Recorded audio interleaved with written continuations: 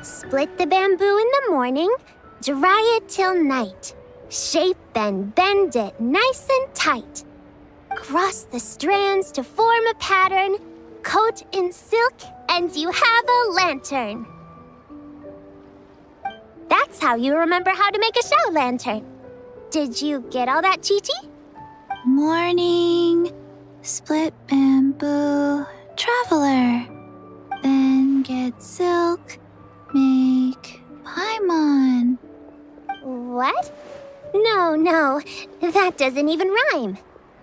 Look, it's them. Hey, Yao! Hey, Chi-Chi! Whoa, Traveler! Paimon, you're here! Happy Lantern Rites! What you up to?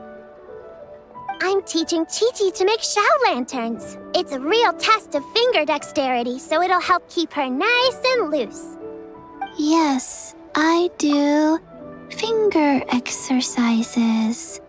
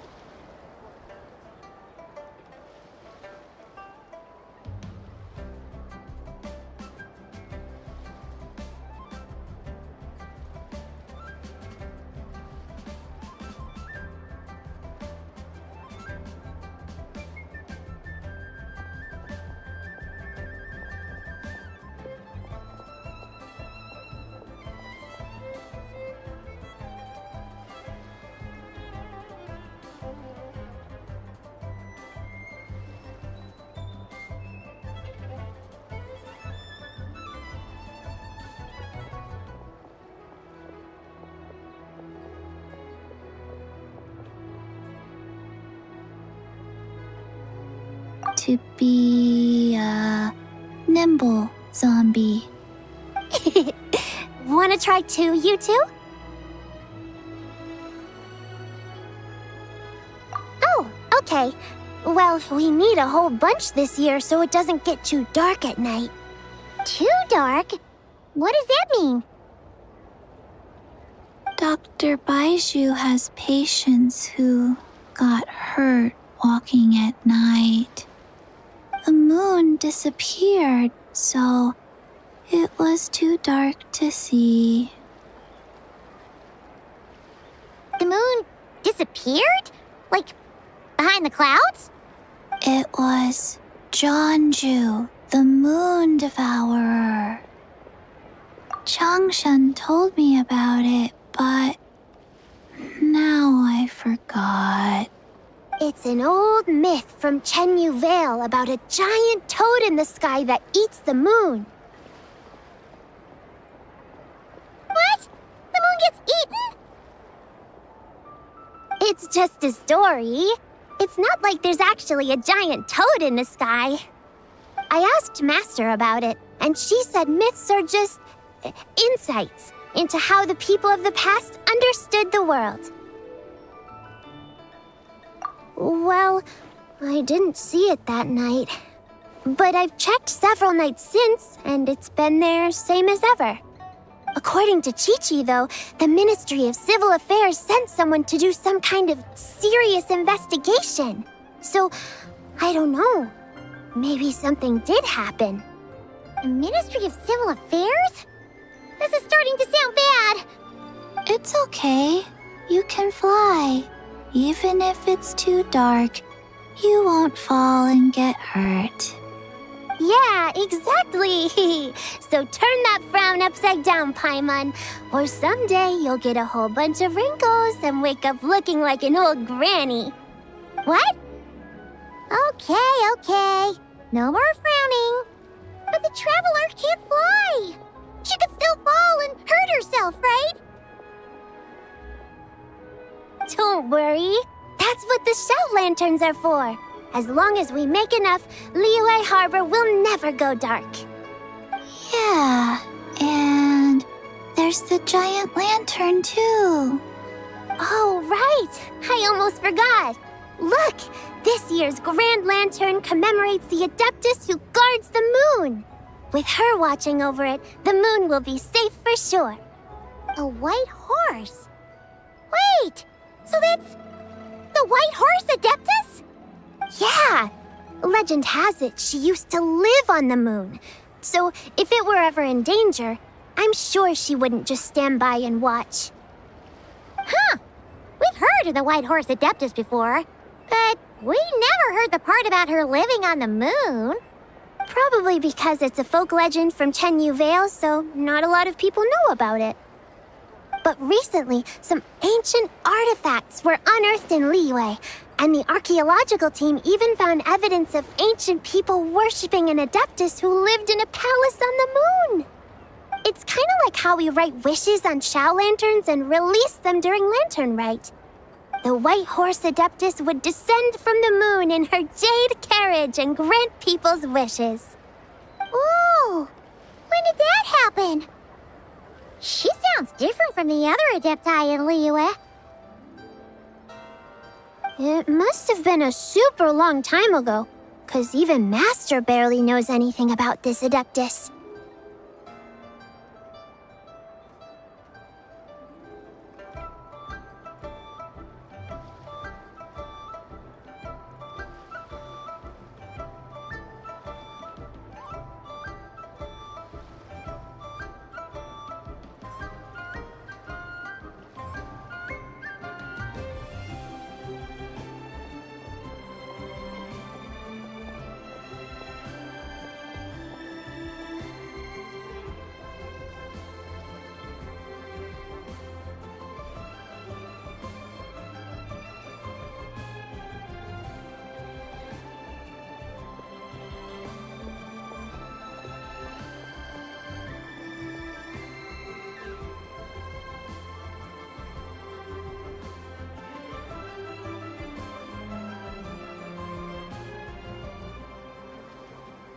Nope.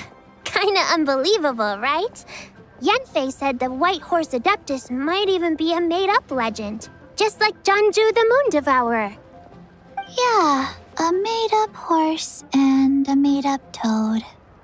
You're mistaken, children. The White Horse Adeptus really does exist. Oh, Mr. Liu from the Baiju Guest House. But how do you know that for sure? Have you ever wondered how the guest house got its name, Yao Yao?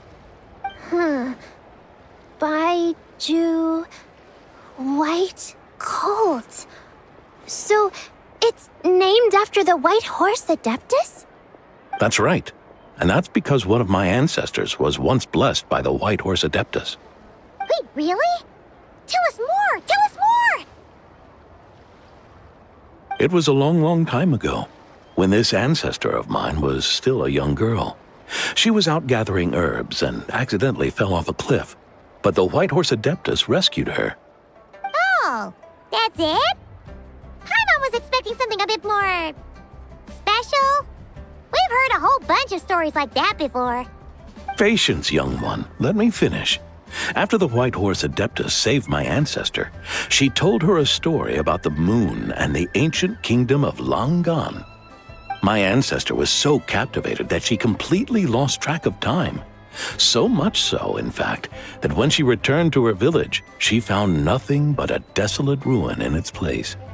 It was as if, without her knowledge, countless years had passed in the mortal world. Huh? The most extraordinary part of all is that it turned out to be a dream.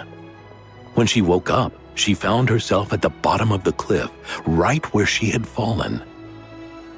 Other than her medicine basket, now filled to the brim with rare herbs, it was as if nothing had happened, until out of nowhere, A horse's whinny echoed through the air, and when she looked up, she saw a pristine white horse leaping over the cliff.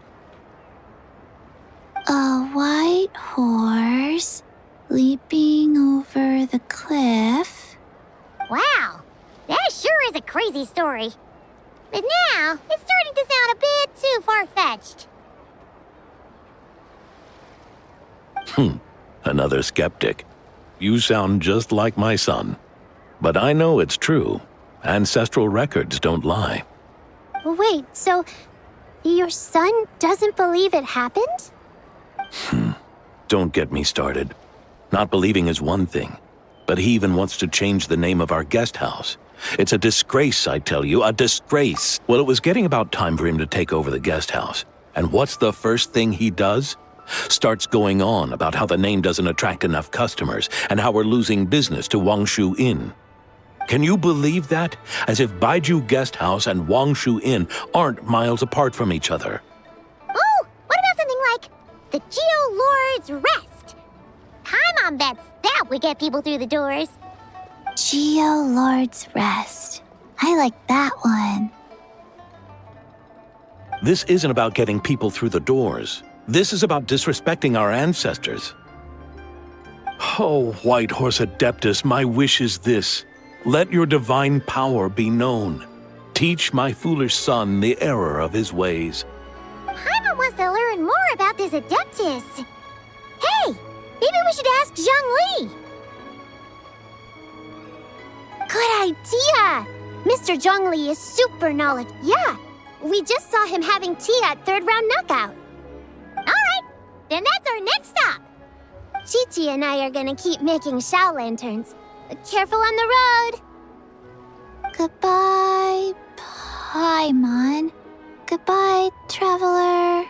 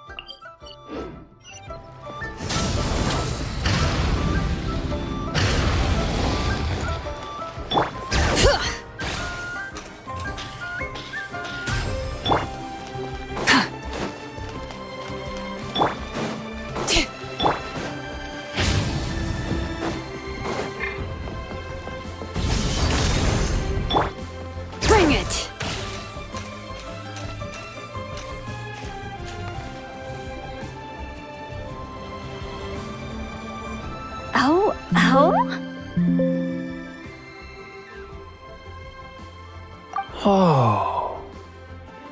Curious. Impressive, right?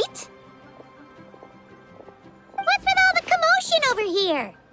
Oh, Traveler and Paimon! Perfect timing! I have something amazing to show you! What is it? Huh? What the? Heart of the Moon is blacked out! Was it really eaten by a giant toad? Huh. I didn't expect you to know the story of Jonju the Moon Devourer, Paimon. Don't underestimate Paimon. She learned a whole bunch of things in Sumeru. But Jonju the Moon Devourer is a Liyue legend. Well, knowledge knows no borders, so there. You're right about that, Paimon. But this dark circle doesn't look anything like a toad to me. A toad's egg, maybe? But that's about it. Oh, wait, Traveler! You've been in Nodcry, right? The people there worship the moon goddess. So you should know what's going on here. Really? Not even in a place where people worship the moon? Huh. Oh yeah! Master told me that the tale of Jianzhu, the moon devourer, was how ancient people explained a certain celestial phenomenon. But what is it exactly? Some kind of omen of disaster?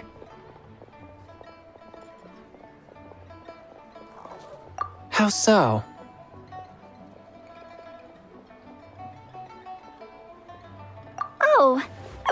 right? In this picture, the moon is being covered from the center. So this can't be a normal eclipse. Then, it's still an omen of some impending calamity? We never said that! Ugh, some crazy customer left it at the restaurant. Just thinking about it gives me the chills. Attention, everyone! As the auspicious festival season approaches, I have an announcement to make. I, Lu Xiong, am on the verge of becoming one of the most renowned archaeologists in all of Liyue Harbor. No, scratch that, in all of Tibet. Even though I never trained at a prestigious academy, I've still managed to dig up tons of treasures. And I understand practically a whole dictionary's worth of big words, too. Like my pops always says, no pain, no gain. And I haven't had it easy, that's for sure. So, it's definitely my turn to make a name for myself. What's the deal with her? No idea. Maybe she ate a bad batch of perch stew? What? You don't believe me? I'm telling you, I dug up treasures from the ancient nation of Longan. I even got a picture of Jeonju devouring the moon. Longan? Jeonju? What is she even talking about? Sounds like she's a few perches short of a stew, if you know what I mean. So what if blackback perch stew is my favorite? Stop talking about me like I'm not here. Whoa, what are you doing? You're just a stupid, ignorant man, and I'm gonna kill you. Young lady, you need to calm down. What? So you're looking down on me now too? How about I take you both out then? How does that sound? This is a place for dining. If you wish to take me out, you'll have to do it elsewhere. Don't act like you're better than me. Do you know who I am? I'm about to be the most famous archaeologist in all of Liyue. No, Tibet. Show me some respect. It's respect you want? Very well. For the sake of the other customers, we'll do this your way.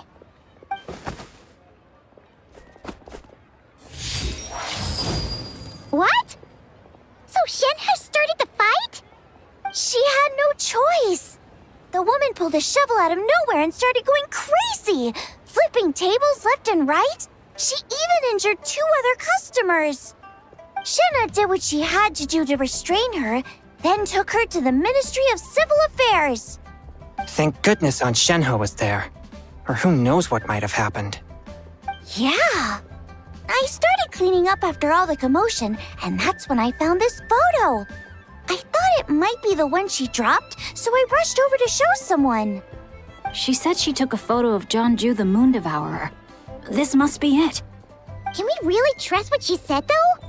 Clearly, something is going on with her. Paimon's got a point.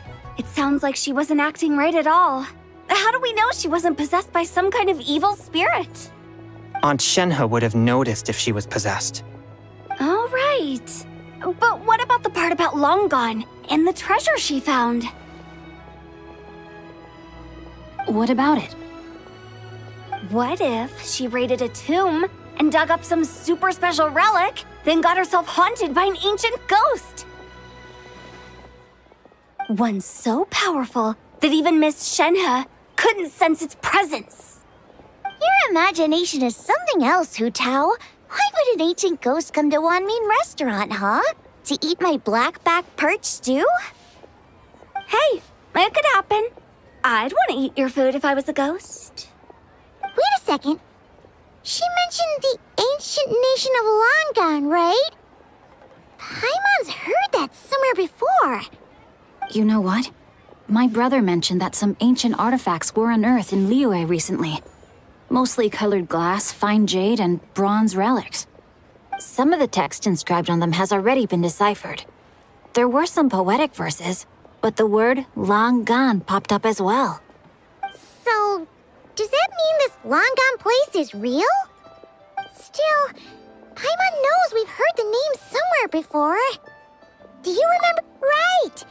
His ancestor heard about it from the White Horse Adeptus. The White Horse Adeptus? Oh, so you must have been to see the giant lantern already. Yep. And it turns out that the White Horse Adeptus is super mysterious, too. Even Madame Ping hasn't met her. Wait, I thought she was the gold-eyed Celadon mare of the 8 Adepts. That's just the interpretation you believe in, Hu Tao. There are other theories out there, too. The elders of Qingce village believe that during the Archon War, a white horse leapt from a clear spring, transforming into an Adeptus who aided Rex Lapis in battle. In Chenyu Vale, some of the tribes take her to be the daughter of time and trace her deeds to an even earlier era.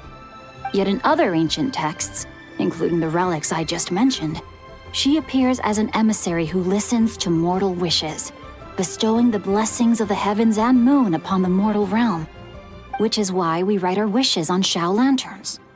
That's so complicated. So what's the verdict? Which version is the truth? I'm afraid there's no definitive answer to that. You two have been all over Tevat. Do you have an idea? Nope, sorry.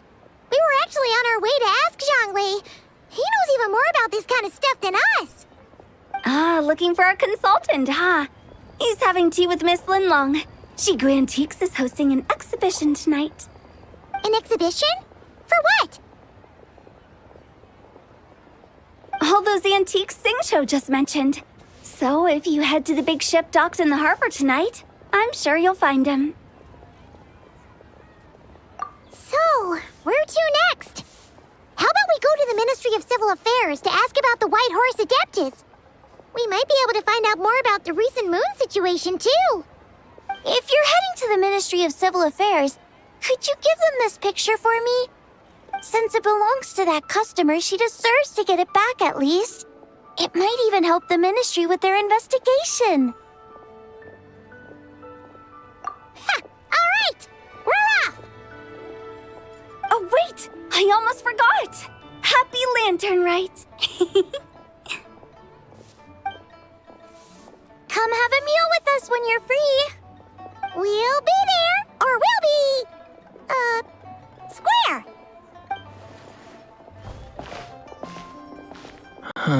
Thinking about it now, could it be possible that photograph was a fake? A fake? You mean like the customer fabricated it to gain academic recognition? Nice one, Chongyun. I never even thought of it like that. How about we go check out that place tonight? I know exactly where it is. All right. I'll get scolded if I get home too late. Live a little, Sing-Cho. You act like this is a first for you. Worst comes to worst, we'll get Xiangling to cook you something delicious, okay? Well, when you put it like that, I suppose it's worth the risk. You were just waiting for the promise of free food, weren't you? Fine. It's a plan, then. We'll meet up tonight.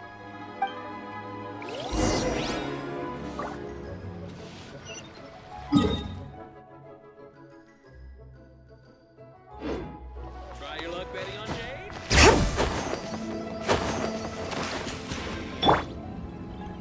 Burn it down! Rev the engines!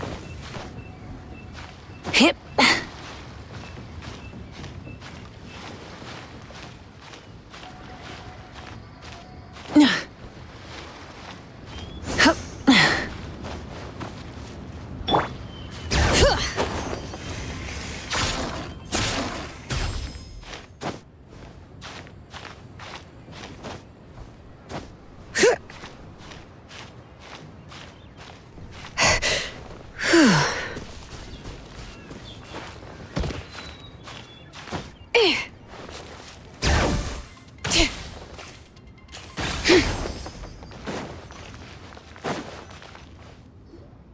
And your grandfather is of the same opinion, Miss Lanyan? Yes. On Lantern Rite, the moon shall go dark. That's what the signs are indicating. Celestial observation isn't Grandpa's strong suit. But he discussed it with several other elders from our clan, and their conclusion was the same. It's consistent with the information we've received from other sources as well. You mean the whole thing? About the legend of Jeonju the Moon Devourer? Happening in real life? Yes, that's one of them. So it's true. I thought it was just a rumor. It's true. But right now, the bigger issue is that all our sources indicate the phenomenon's gonna happen again. I'm not sure this bodes well. Let's remain optimistic for now. We're making progress interpreting the artifacts, and Ganyu is consulting with the Adepti as we speak. Besides, apart from the incident at Wanmin Restaurant, there haven't been any other moon-related disturbances. Ningguang, Keqing, and Lanyan! You're all here! Oh, Traveler! And Paimon! It's been a while. Happy Lantern Rite. Yes, Happy Lantern Rite. What brings you here, though? I thought you'd be in the harbor enjoying the Shao lanterns. You're certainly not the type to visit Yujing Terrace for no reason. Is there something I can help you with? What? We're not allowed to just drop in on our friends during the festive season? I was only teasing. You're welcome to visit us anytime you wish.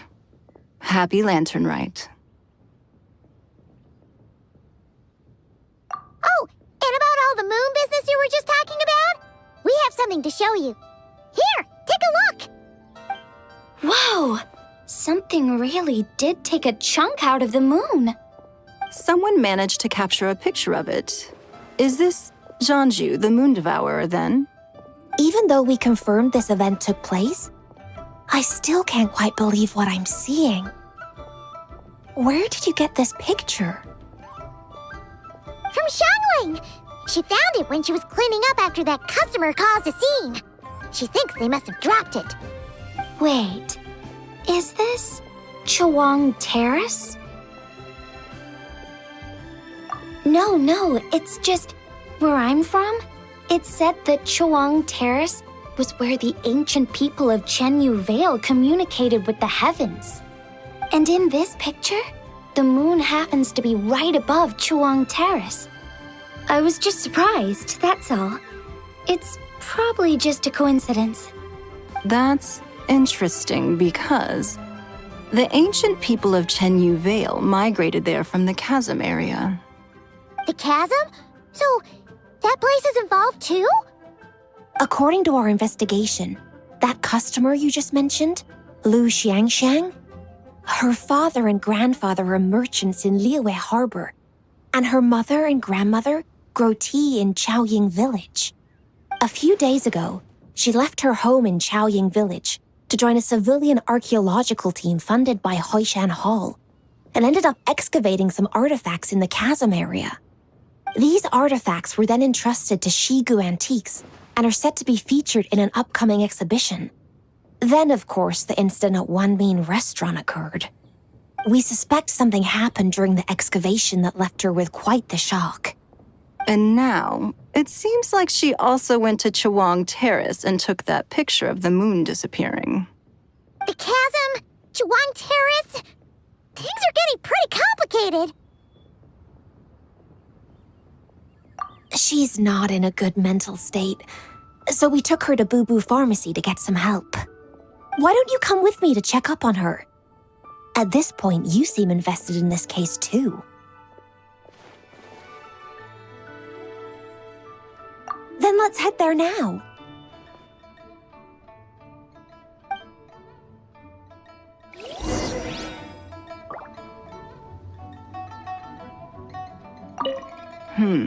But what sort of thing?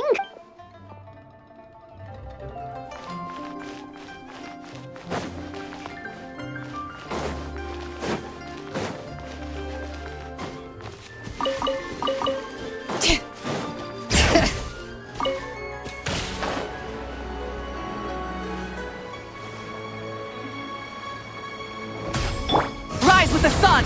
Full throttle!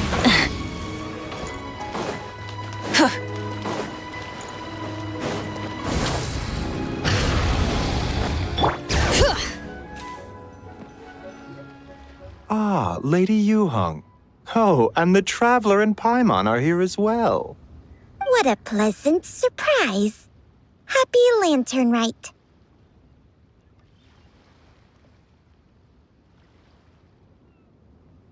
I hope we're not interrupting, Dr. Baiju. Not at all. I assume you're here to see the patient? Unless it's urgent, however, it would be best not to disturb her rest.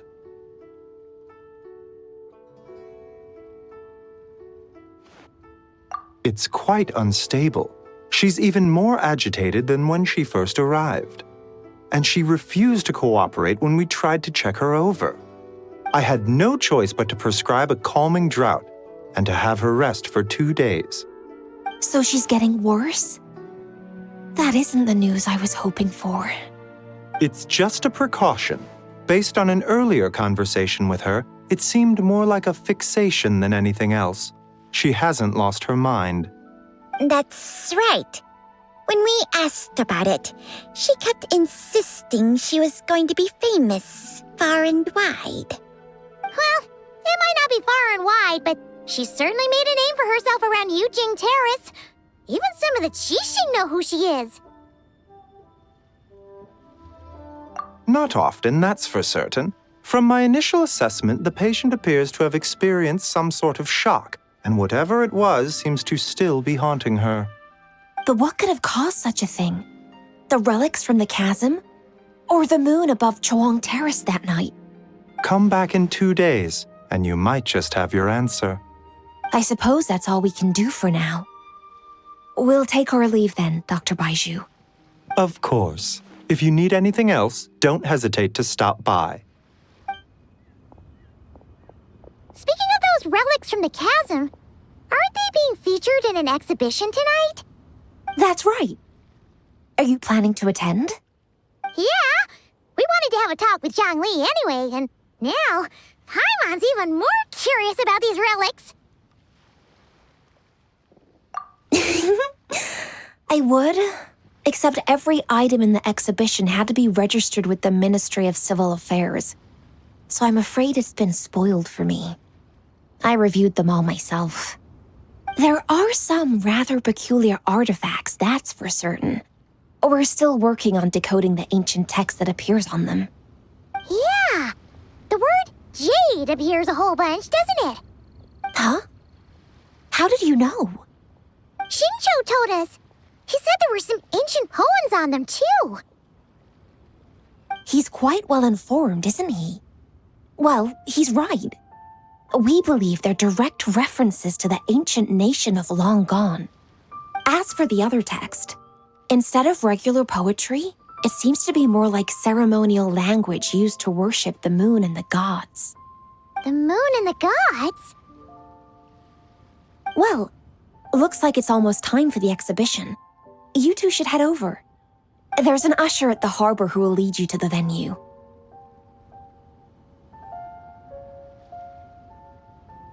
Not at all. The exhibition is free to the public. The people of Liyue have a great respect for our history and are eager to learn from it. Plus, the exhibition is being organized by Linlong, the owner of Shigu Antiques. As far as I know, it's been a long-time goal of hers to hold a cultural exhibition of this scale, where people can learn all sorts of information about the past. Guess we're in for a real treat tonight, then. Yes, have a great time. There's still more artifact decoding work I need to finish, so we'll have to part ways here. After seeing the picture you brought, there's a few ideas I'd like to follow up on. You're hard at work even during festival season? Huh. You haven't changed one bit, Ka-Ching. I'm simply fulfilling the responsibilities of my position. That's all. All right, I should get going. See you later. Well, guess we should head over to the harbor and find that usher.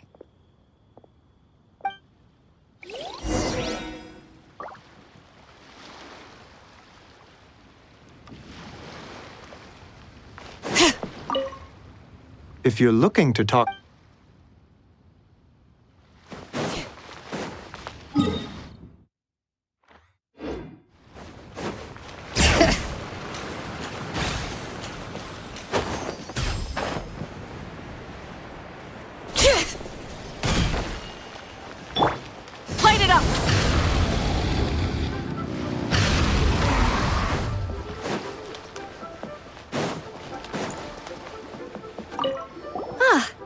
Here for the exhibition? I can take you aboard. After you.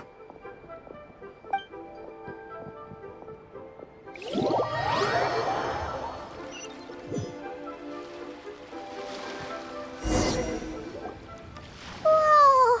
Look at all the antiques on this ship! It's almost too much to take in! Greetings. I trust you've been well since last we met? Aha! Speak of the devil! You're right where Hu Tao said you'd be! Ah, so Director Hu gave me away, did she? Don't act like you're up to some super secret business. We know you just do whatever you feel like. Yo, Traveler, Paimon, what's up? It's been a while, you two. Happy Lantern Rite. Beidou! Yunchin! It's great to see you! You're here for the exhibition too? Yes. When I heard these artifacts were from ancient times, I just knew I had to come learn more about them. I mean, what a discovery, right? Yeah, Ningguang pretty much said the same thing. She thought coming here might help culture me up or something. But as you know, I'm more of a fists and punches type of person. I doubt one exhibition is gonna change that. You're too modest, Captain. You're the leader of the Crux fleet. That takes far more skill than just fists and punches. Plus, at the end of the day, you still decided to come, even though you didn't have to listen to Ningguang. Well, she's the Tianquan. If she can't even get an average ship captain like me to do her bidding, how's that gonna look? You sure know how to think from her perspective, huh? I guess I do. Anyway, how's everyone enjoying the exhibition? I heard that if you see something you like, you can negotiate the price with the owner and take it home. Wait, so we can buy this stuff? Indeed. Although Shigu Antiques is hosting this exhibition, many of the items come from private collectors. As long as both parties reach an agreement, you can make an offer of mora or an equivalent trade. Well, shall we continue our conversation as we look around? Let's go! Paimon's super curious about all this stuff.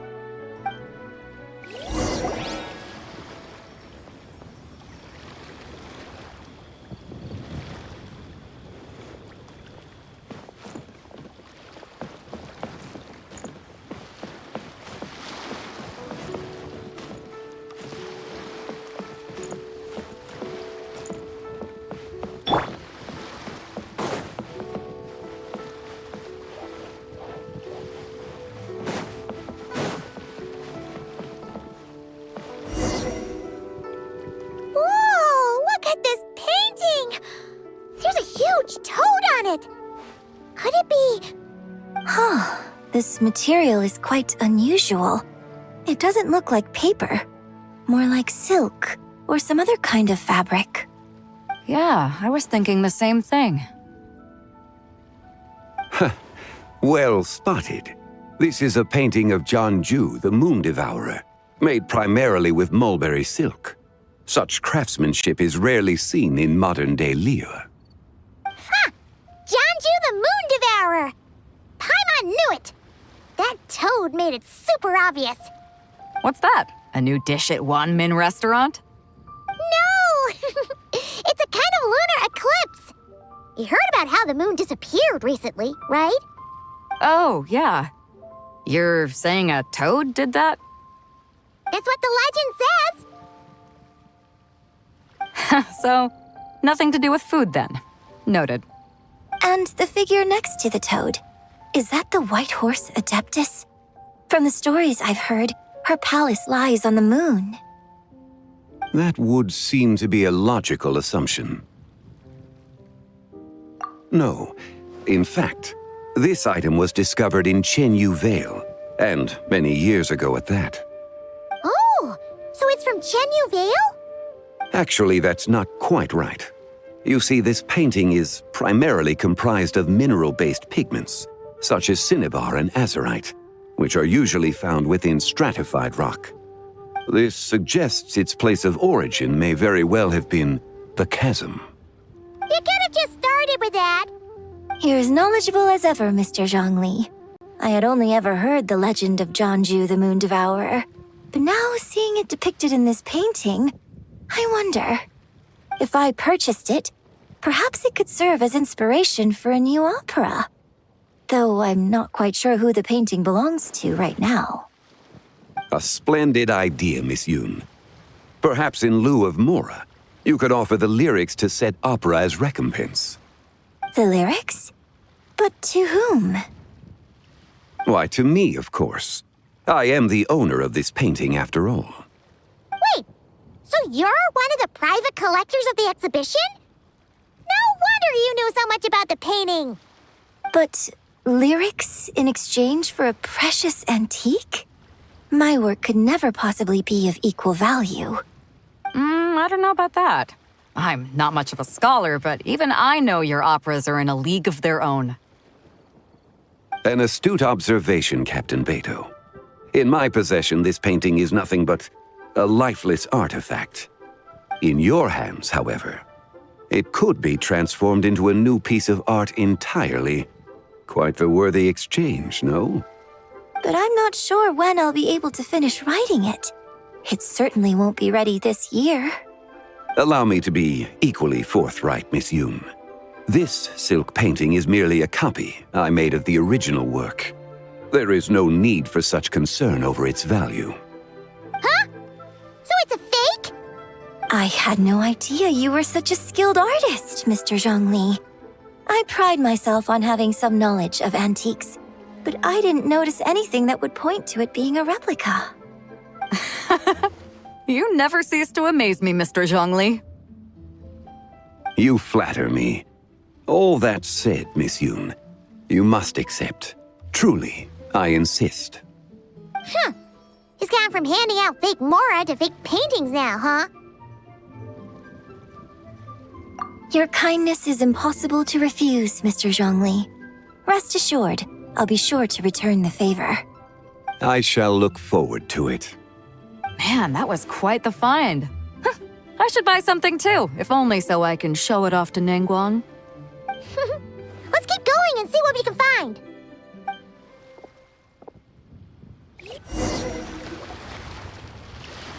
Wow, this bronze war chariot is really something.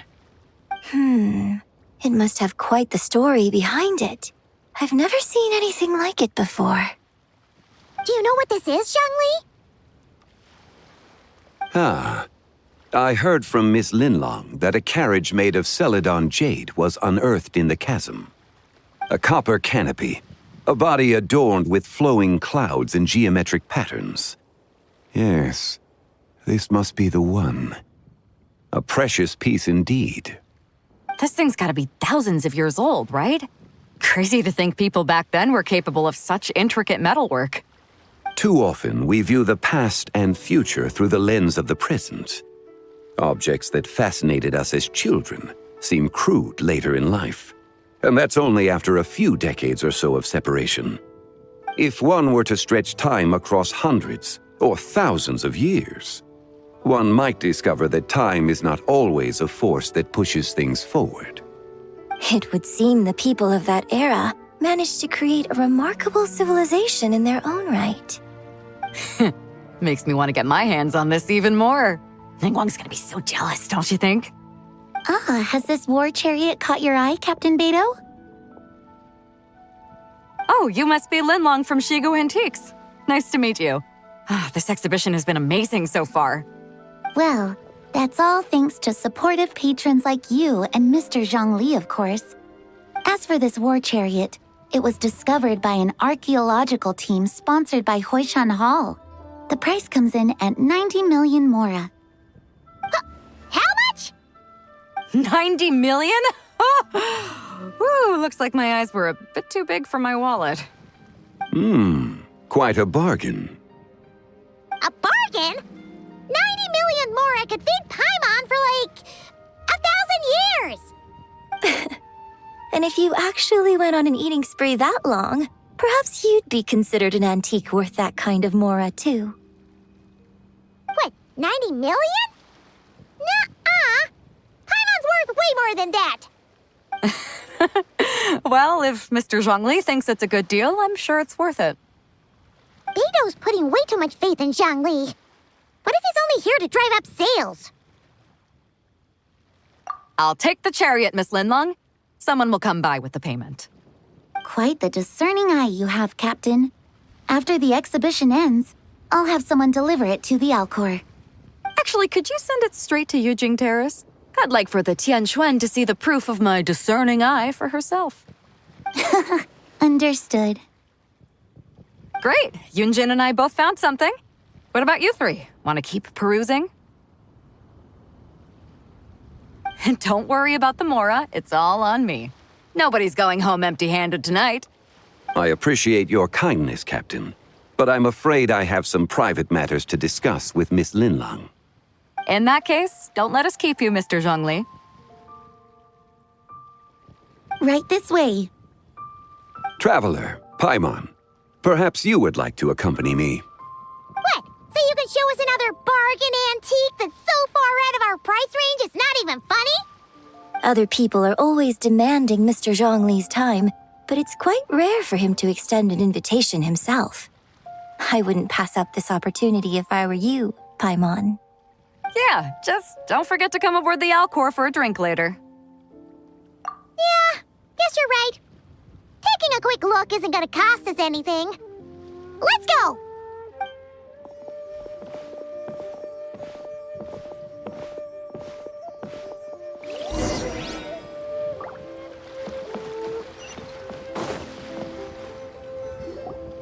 These are all the jade pieces that were found, Mr. Zhongli.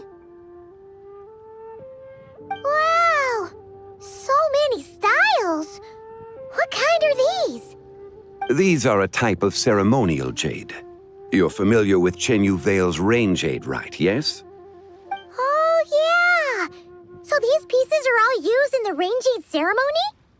Well, you may not know, Paimon, but before the rain jade rite came into practice, Chenyu Vale was known for a different ceremonial tradition that also involved jade. The bee is used to honor heaven, the Tsong to honor earth, the Gui to honor the east, the Jiang to honor the south, the Hu to honor the west, and the Huang to honor the north. These form the 6 ritual jades. It's unfortunate, however, that Miss Linlong's set is missing both the Gui and Hu pieces. I know. These jade artifacts are from such an ancient time. It's proved difficult to track them down, even for our establishment. No matter. You happen to have precisely the piece I was looking for. Huh? This broken jade token? I didn't expect this to catch your eye, Mr. Zhongli. It isn't one of the 6 ritual jades. An affect belonging to an old acquaintance of mine. An old acquaintance? One of your collector friends, Mr. Zhongli? You could say that. Traveler, take a closer look.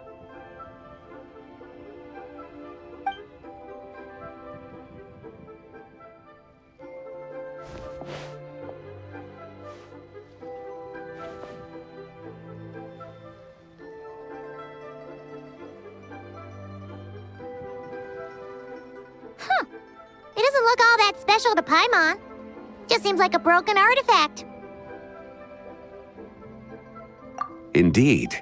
It's been thousands of years since the moon has appeared in such a form. So, in the past, the moon wasn't always full. Then, could this missing chunk be from when Jianzhu devoured part of the moon? It's worth looking into. Your insight is invaluable, Mr. Zhongli. I had no idea how special this piece was.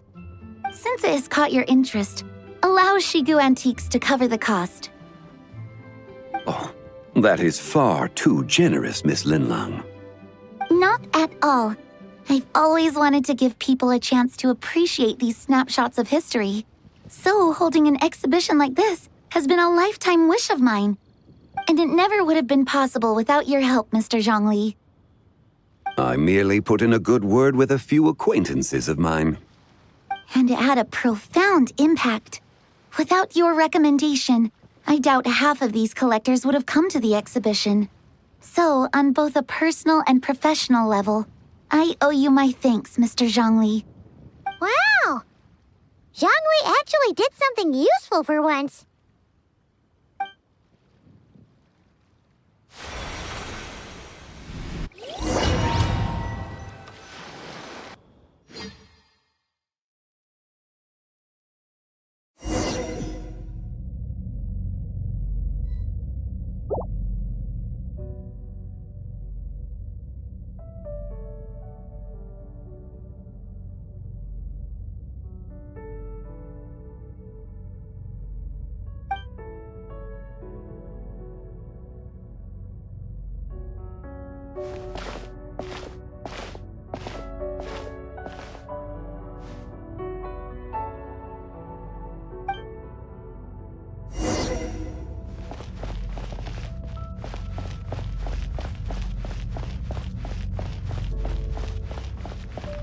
Three, 5, 7.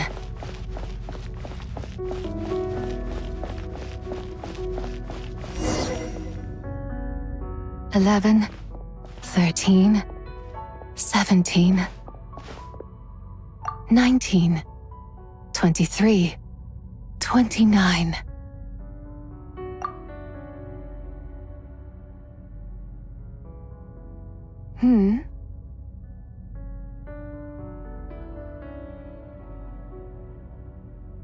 You also enjoy counting in such a fashion, lost child?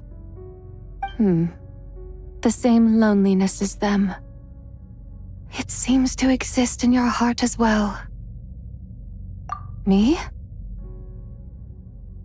I'm sorry, I don't remember. The shadow of the moon? Or a dream of time? I'm sorry. No one has asked me such things before. I've been here for so long. There is much I have forgotten. I know nothing of your arrival. All I know is the longing in people's hearts. Yet, I sense the moonlight's guidance within you, child. Perhaps that is what brought you here. You seem confused. Perhaps I can help in some way. The path home is... that direction. I believe someone told me that before. But I was never able to reach the end. You should take a look. No need. It would seem... my time has already run out. Farewell. May the moonlight ever shine upon you.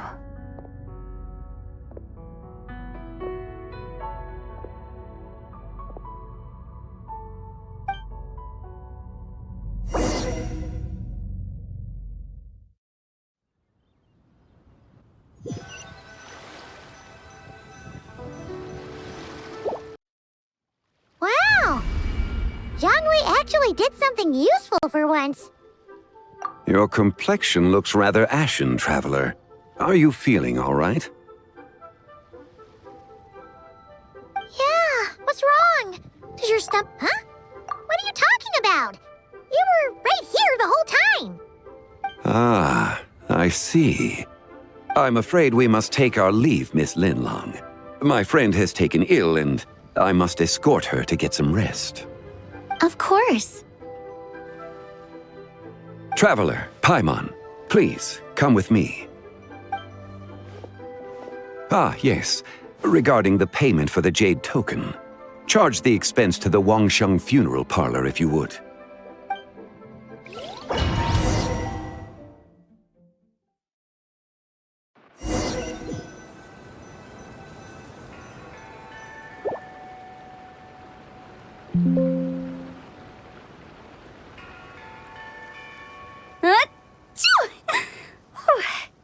Guess someone's thinking of me. But this late at night? Must be that consultant of yours. I bet he's out there spending all year more at the exhibition. Yeah, he'd be the perfect employee if he just knew how to rein in the spending. But never mind him. Let's focus on the moon. We gotta see if it gets eaten tonight. I don't think it's going to happen. We've been out here all night and the moon's the same as ever. It is quite late, and Chongyun's getting tired. How about we head back? We can come back another time. Head back? Mr. Already? Zhongli is... Actually, I do have a new dish I'm testing out tomorrow. And as part of my New Year's resolution, I'm trying not to oversleep. All right. Guess it just wasn't meant to be. Let's go.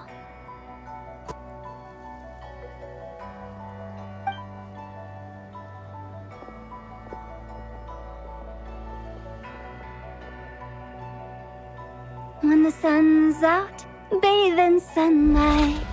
When the moon's out, bathe in moonlight.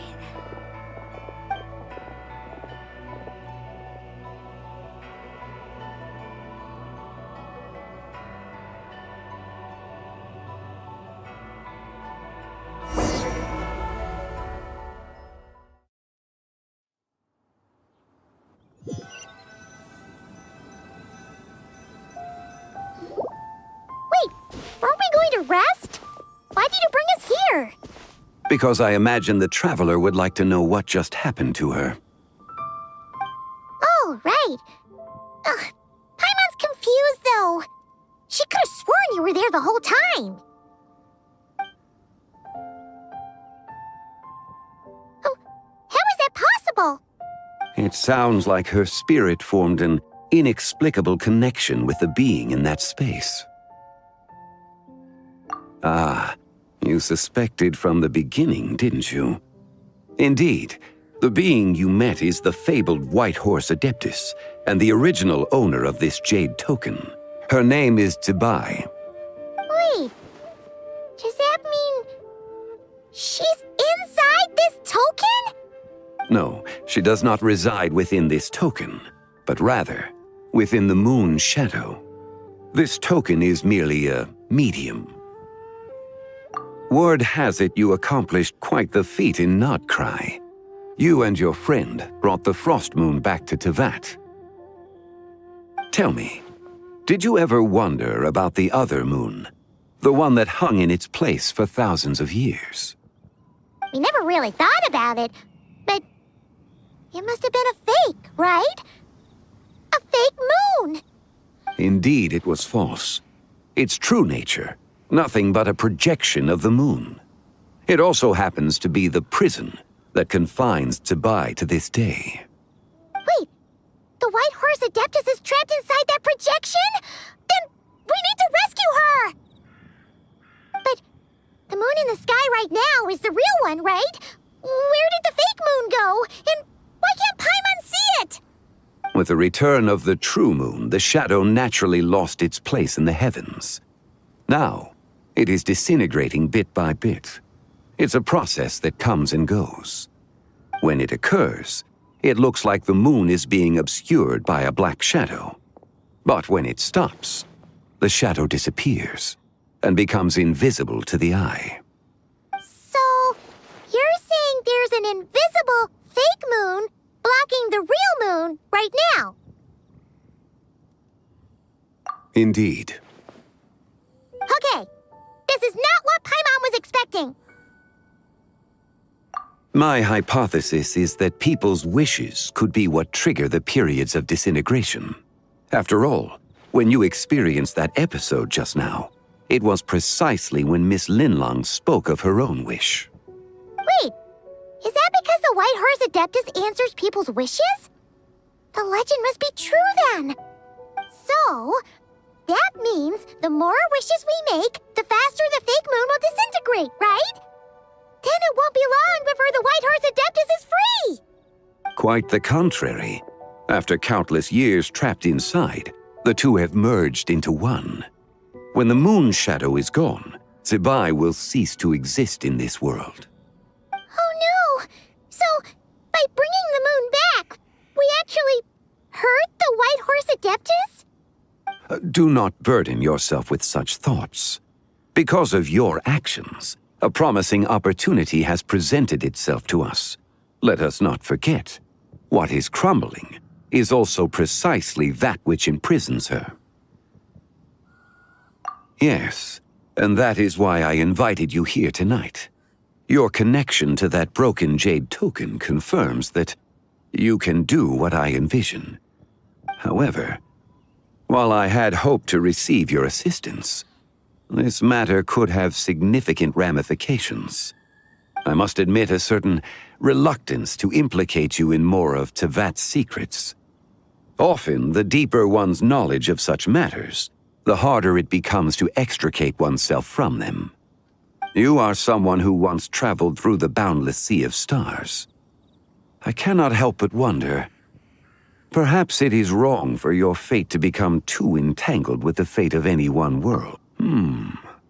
Such is your conviction, then. Since journeying beyond Liyue, you have had ample time to reflect on these matters, it would seem. Very well. The first secret I must reveal is that Zibai has long since passed away.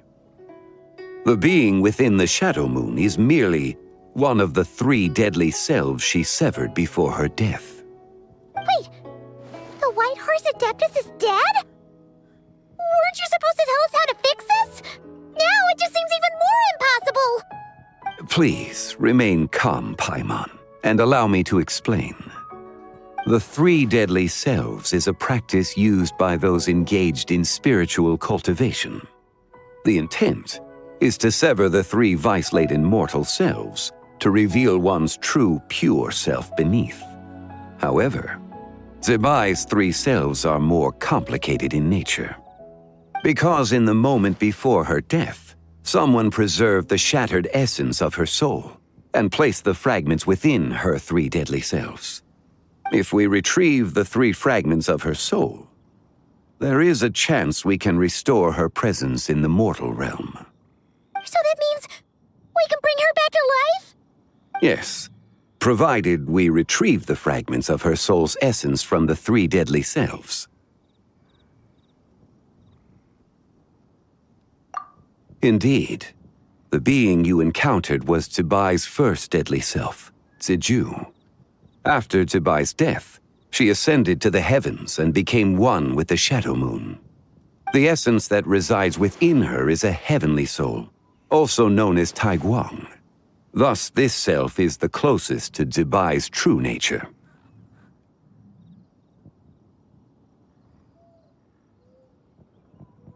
That said, because she is trapped within the Shadow Moon, we have no choice but to seek out the other 2 soul essences first. Then we can unite them as one. Her second deadly self is called Ziju. After Zibai's death, she fell into a slumber deep beneath the earth in what is now known as the Chasm.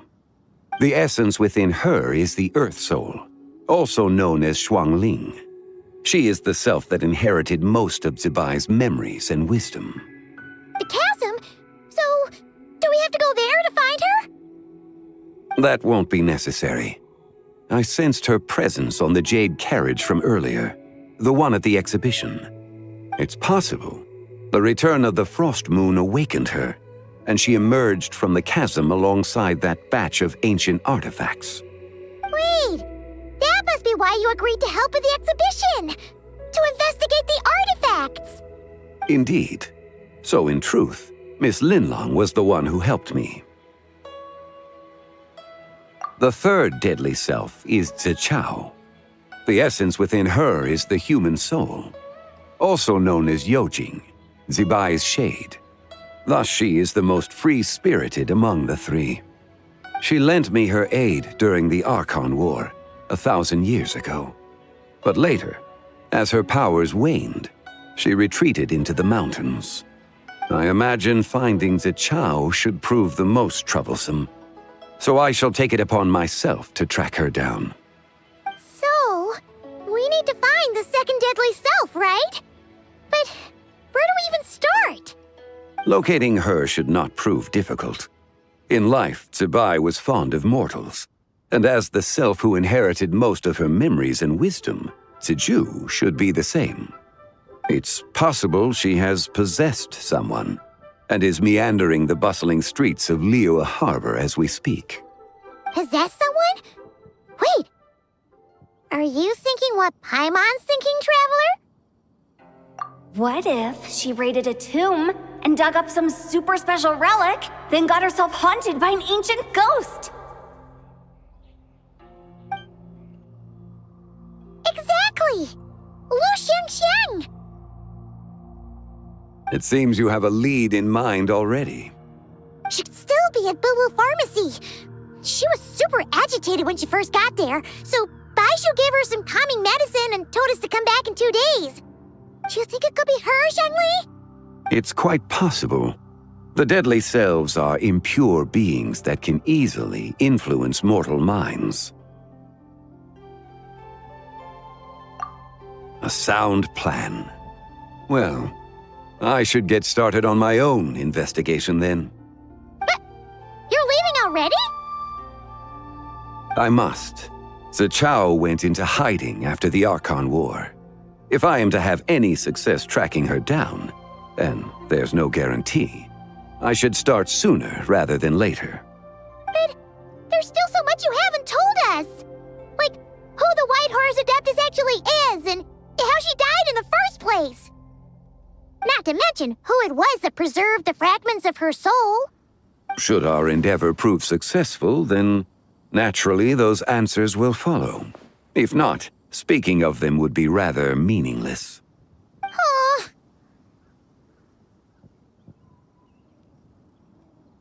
It would seem that this is a question you are unwilling to set aside. Very well. I shall tell you. It was the Avatar of Time. Ah, so you know of her existence. The ruler of time saved her soul. Indeed. Preserving what remained of Zibai's soul in the moment before her death. Only the power of time could be capable of such a thing. However, there is no telling what effect it has had on the three deadly selves. In other words, you must exercise caution when seeking out Ziji.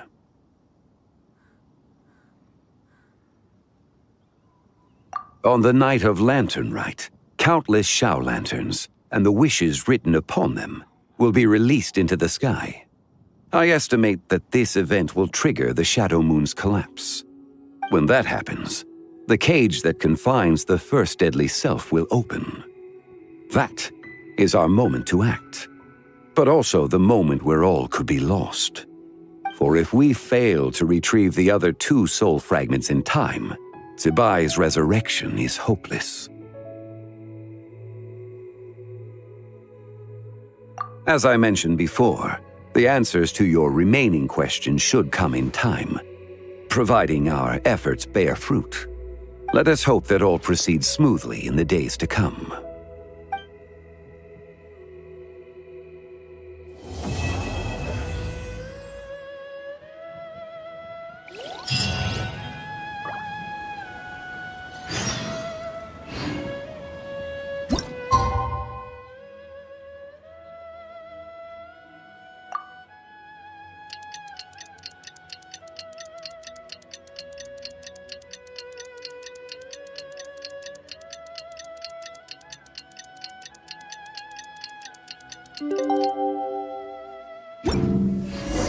Oh! Should we head to Boo Boo Pharmacy today? Fingers crossed we learned something useful.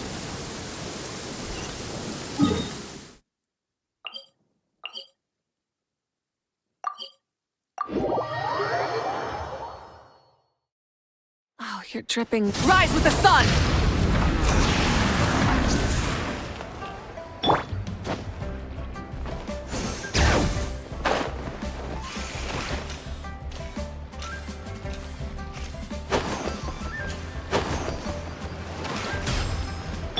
Light it up!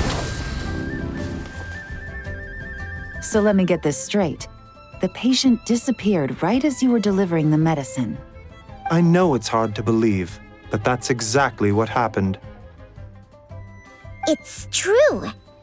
1 minute she was there, and the next she was nowhere to be seen. Hey, it's Yelan! Fancy seeing you here! Is this a bad time? Not at all. Just a small roadblock in the case I'm working. Ningguang asked me to investigate a patient named Lu Shangshang. If you're here to find her too, then you're out of luck, I'm afraid. She went missing this morning. What? According to Dr. Baiju, the patient vanished right under his nose. But it just seems like that should be impossible. There 1 second and gone the next? Pretty sure Xiao can do something like that. Then you're suggesting this Lu Shangshang is the vigilant Yaksha in disguise? Or some other adeptus? Guess not. But this is so weird. How can a living person just vanish into thin air? Unless... Linny decided to take his act to Liyue? Who is this Linny you speak of? He's... Oh, never mind. Paimon's just grasping at straws. Let's set aside the how for now, and focus more on the where. You mentioned this patient has a strong obsession with achieving fame and recognition? Yes. She kept talking about becoming a renowned archaeologist and making a name for herself.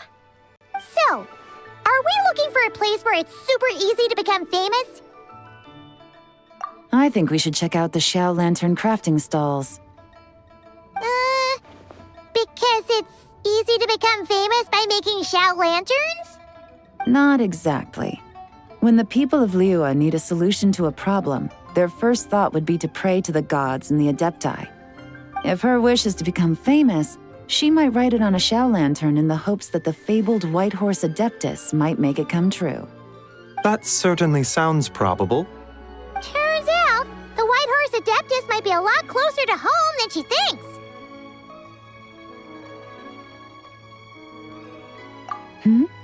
What was that? Nothing! Let's go check out those stalls!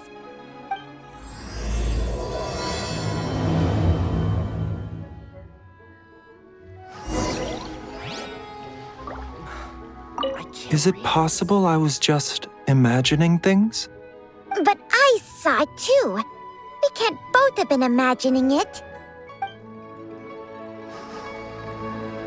Please, show me your... Full throttle! You got this!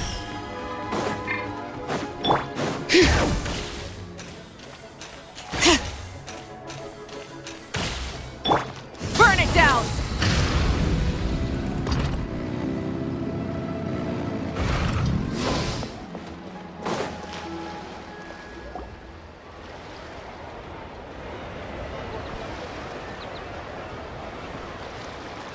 Alright, we're here!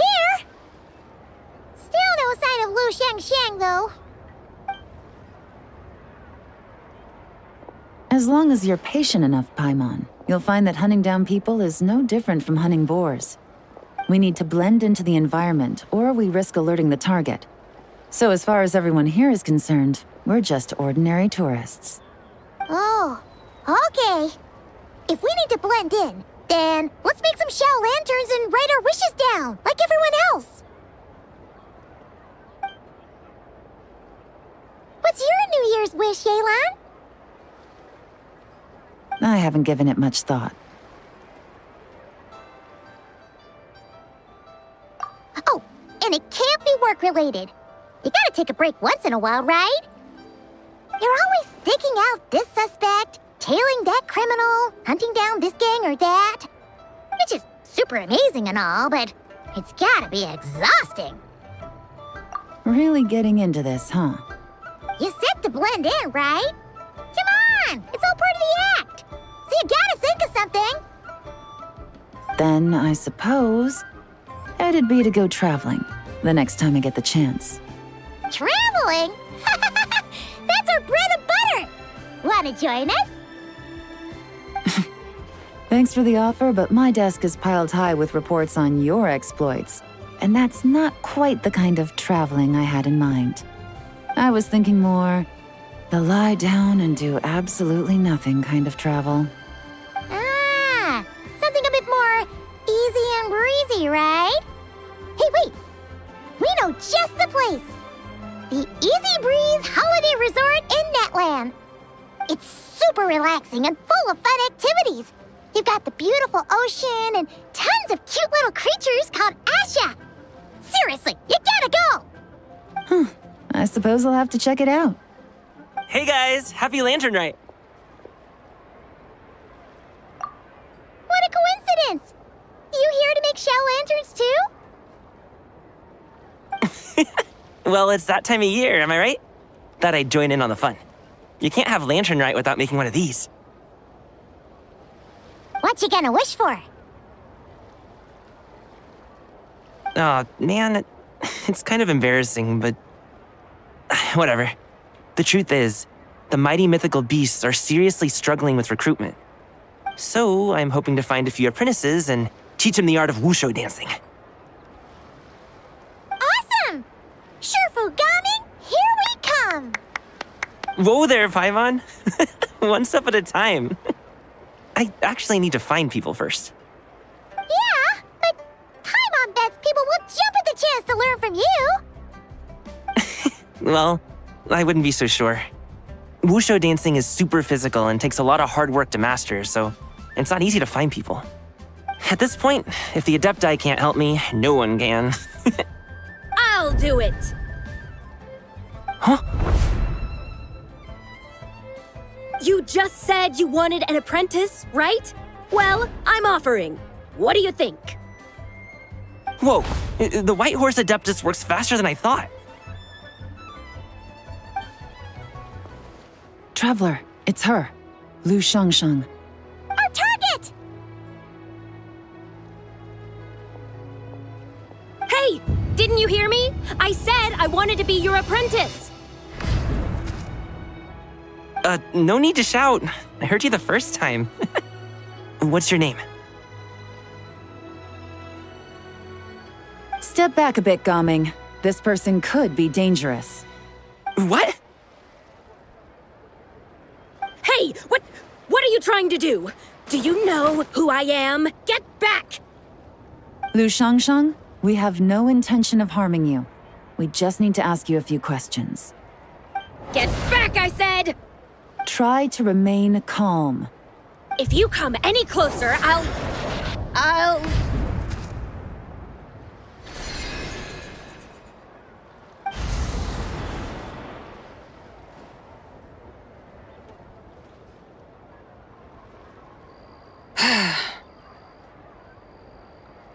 Little wisp of a being. How are you able to see me? So what if I am? Leave at once! You, a mere mortal, whose own life hangs by a thread, would dare reach for the power of life and death? Unless you wish to be condemned to eternal damnation, you would do well to abandon this foolish endeavor. I shall speak on this no further. Don't come any closer. How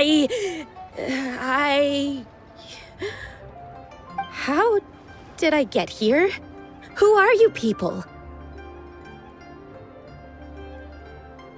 Playing dumb, are we? Save it. We know you attacked those people at Wanmin Restaurant. What? No, I would never. You must be mistaking me for someone else. You don't remember. Of course not. How could I do such a thing? What about the photo you took near Chuang Terrace? What photo? What's going on? It's like she lost her memory or something. Well, this complicates things. I'll take her back for questioning and let you know what I find. Take her away. But I didn't do anything! I swear! That's weird. She seems so normal now, but she doesn't remember anything. This is just great. An apprentice falls right into my lap and now she's gone! Don't worry, Gaming. This is a special case. I'm sure you'll find one soon. Unless you're gonna pony up and offer a real solution, Paimon, I don't want to hear it.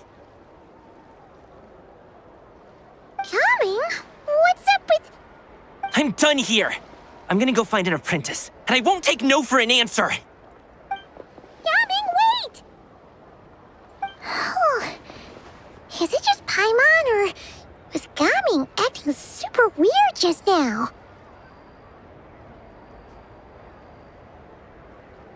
What? How do you know? Whoa! So you saw the second deadly self? And you think she moved from Lu Xiangxiang to Gaming? Uh-oh. Then we better find him before something bad happens! Let's go!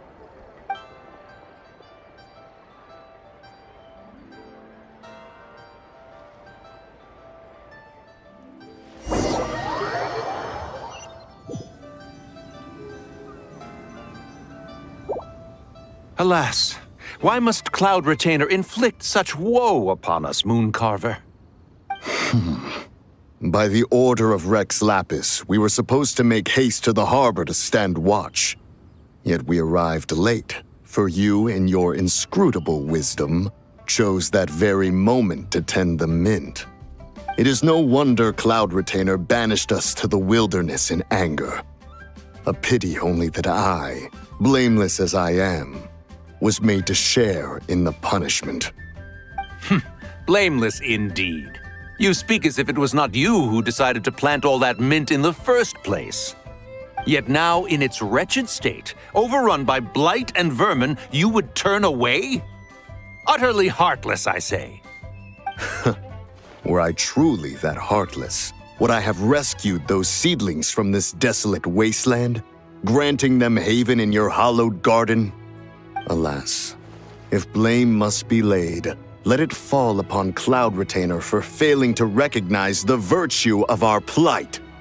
Ah, at last a sentiment with which I can agree. If ever Cloud Retainer is away, we should steal into her abode and plant a veritable field of mint. A tempting little ruse, is it not?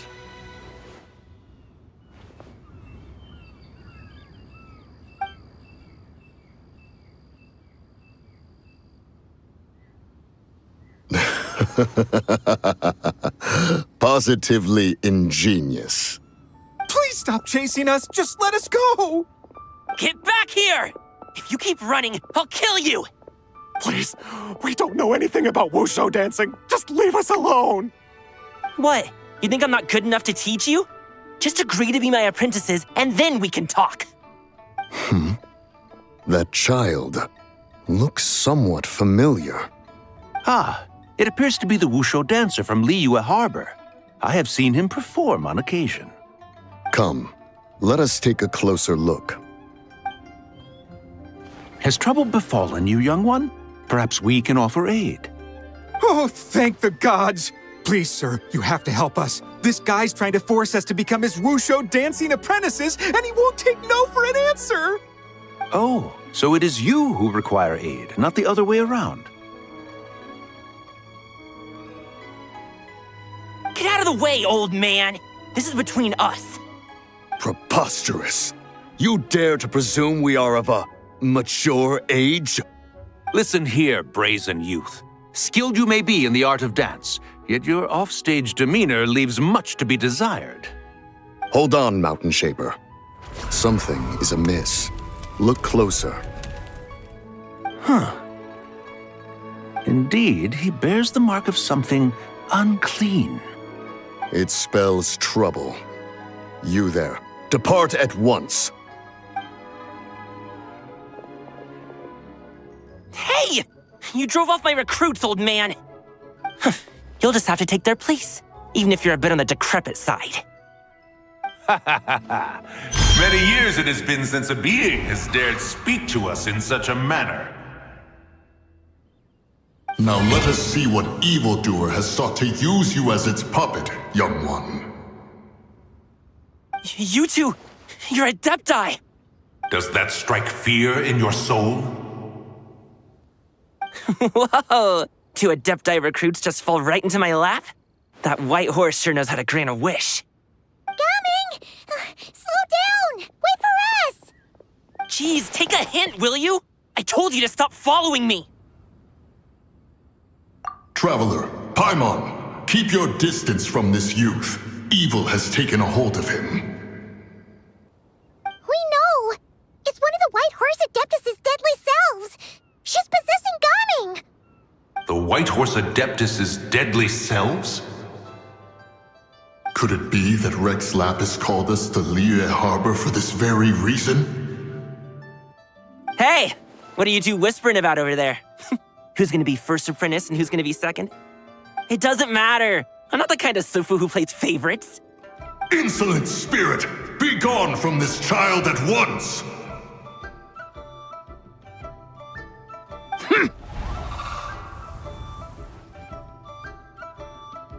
Little mite of a mortal. Getting in my way again, I see. That is no concern of yours. No. Only by doing it myself will I find peace. Otherwise, rage will consume me. If I lose control, all will turn to dust. The curse of time. The memories this body holds. Come no closer! This is your final warning. Insolent spirit! Be gone from this child at once! Huh? Traveler and Paimon? And two Adepti? Where are we? Weren't we just making Xiao lanterns in the harbor? Gaming! You're back! Ah! The sun is most scorching. Agitation stirs within me. I require cooling mint to beat this heat. And speaking of, Cloud Retainer has scorned this verdant wonder long enough. It is time for her to feel its wrath. The wrath of mint! Mountain Shaper, where are you going? Oh no! Now Mountain Shaper's acting weird! Oh, you don't think it's spread to him, do you? Spread to him? Quickly now, explain to me what has been happening.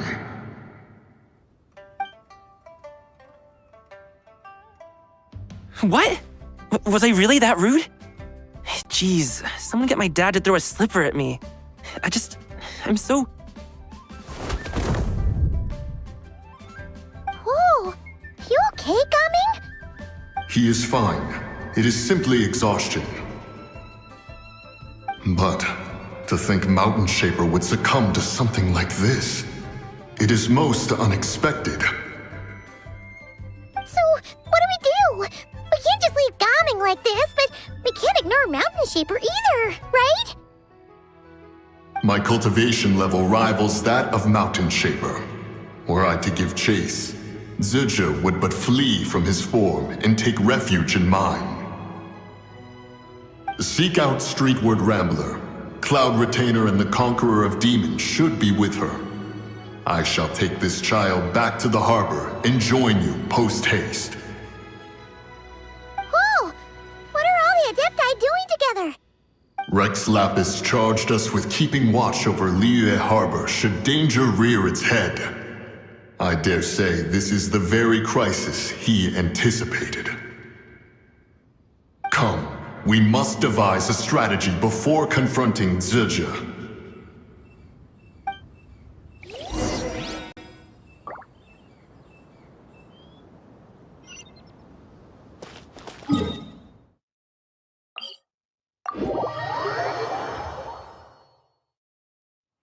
Rise with the sun!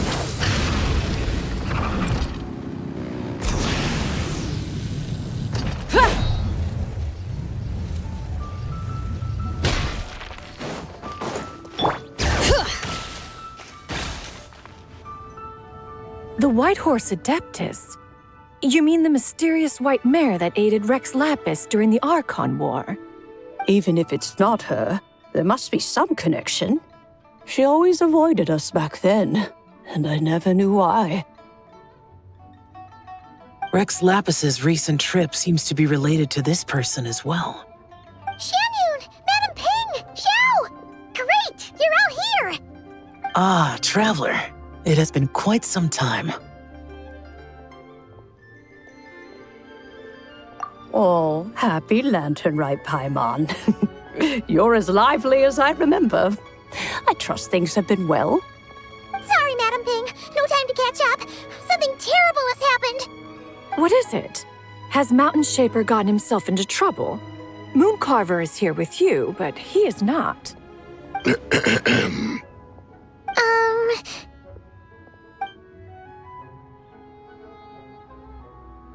The Wrath of Mint? That old fool dares to utter such nonsense behind one's back. Yeah, that's not really our biggest concern here. So, even a mere deadly self of the White Horse Adeptus was able to possess Mountain Shaper and affect his mind. No wonder Rex Lapis told us to gather here and await his orders. Mountain Shaper's cultivation is inadequate. He was caught unprepared. Were it one of us, Zizhi would hardly have found a vessel quite so ready for the taking. Hey, that's not what you said earlier. Where is Mountain Shaper now? A question that hardly bears pondering. Obviously, he intends to plant mint in the vicinity of one's abode. Ah, then he poses no great threat. We might as well let him be. Once he fulfills his wish, it's possible that Zizhi will relinquish him of her own volition.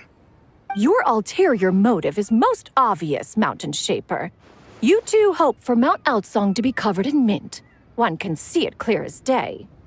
Not to mention, deadly selves are born of malevolent human desires, and naturally pose a great risk to the form and mind of all living beings. We cannot let this go unchecked. Let me handle it. I have relevant experience and know how to deal with such situations. One has no doubt of that. Yet your involvement would likely end in armed confrontation. In one's own estimation, the time for such measures has not yet come. Before his departure, Rex Lapis knew that Zizhi was active in Liyue Harbor, yet told us only to wait. It would seem, then, that Rex Lapis did not believe extreme measures were warranted here. Yes, this is quite a peculiar case. After all, Zizhi's possession does not seem to come with ill intent. It's more like she's guiding those she possesses to fulfill their own wishes. There is another matter of import, however. I sense tremendous resentment emanating from her.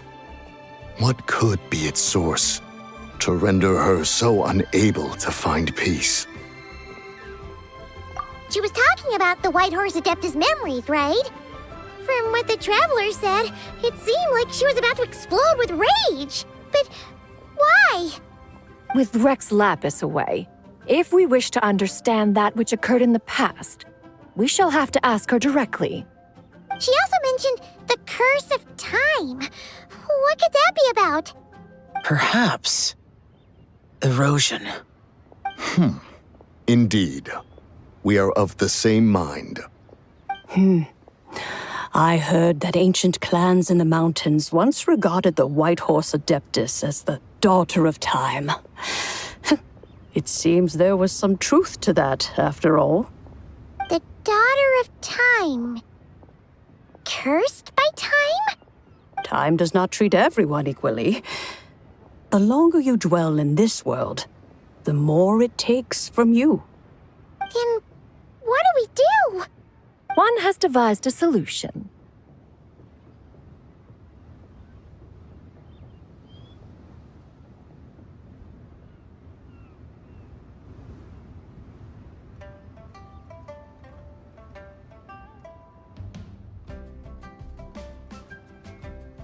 Based on what you have told us, it seems that Zizhi is in the habit of leaping to a different host when provoked. One's plan is for us to block all escape routes while you confront Mountain Shaper, forcing Zizhi to reveal herself. Then, if prior experience stands, she will have no choice but to possess you. However, not only are you able to sense it, you are also unaffected by the peculiar state of stasis. In other words, in that moment, you would have the chance to either subdue or persuade her.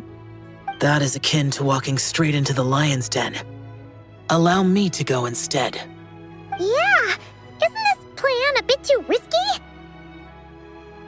Why doesn't Paimon try first? After all, even if she got possessed, it's not like she would pose a danger to anyone.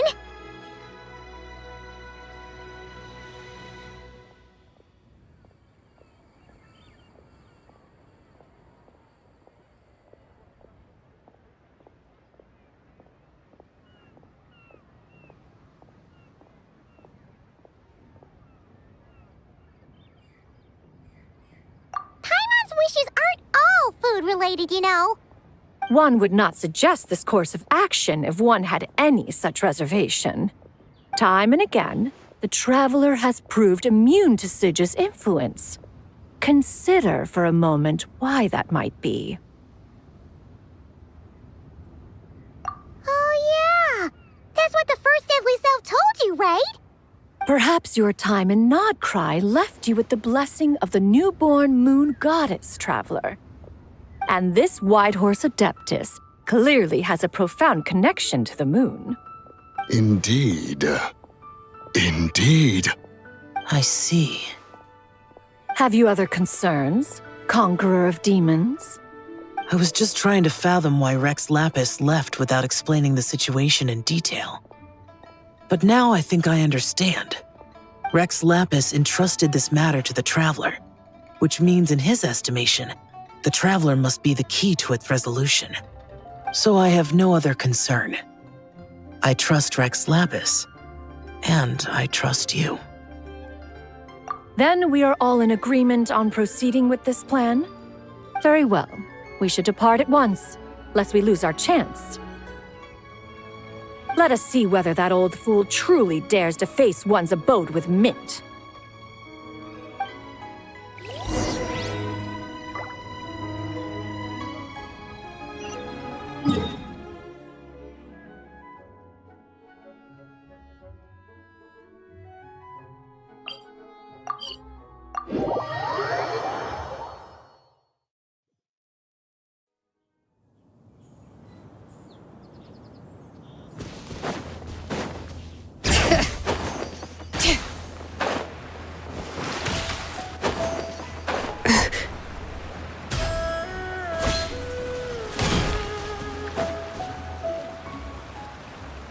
One mint, two mint, let us plant a whole slew of mint! Once I reach 10,000, Cloud Retainer's abode shall be Mount Outsong no more, but rather Mount Mint Song! Oh, to behold the look on her face when she is confronted with such verdant splendor! Mountain Shaper. You dare disturb the tranquility of one's abode. Do not take personal offense, Cloud Retainer. He is not in control of his faculties. Exactly. Let it go this once. Zidja is the one driving him to do this. Huh? But Zidja just helps people fulfill their own wishes and desires. Not now, Paimon. Oops. Sorry, Mountain Shaper. Paimon might have just thrown you under the bus. When he wakes up, we shall have words. Everyone, to your positions.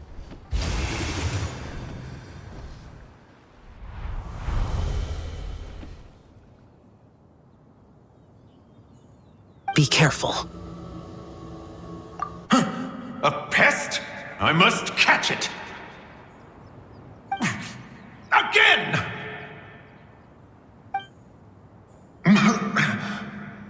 Oh, young one, it is you! Don't tell me. Cloud Retainer sent you?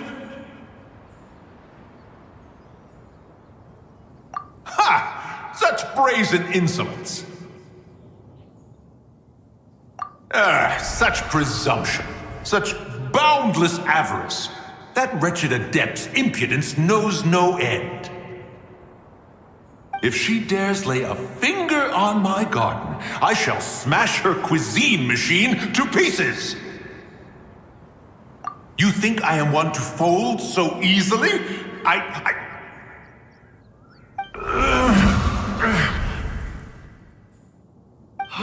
Insolent mortal! Time and again, you interfere in that which is beyond you. You make it exceedingly difficult to contain my rage. You have no conception of that which you seek. It is for... You know nothing of my past. My warning was given. The cost entwined with this is beyond what you can bear. Stubborn mortal! You... Very well. If death is what you seek, who am I not to oblige? Come, let us see the extent of your resolve. Your wish is to behold the curse of time and the memories of this form? Then, let it be granted.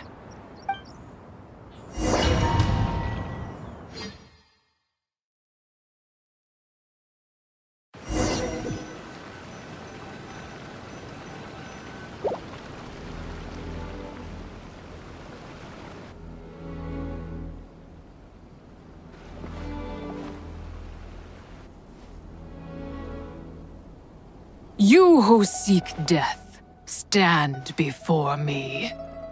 My prison. I was merely a trace of impure energy within Zibai's immortal body. When her soul was shattered, it should have been the end of me. But then, the one who governs time descended from on high and froze the moment of her death. And so, I remain in this world, unable to find release.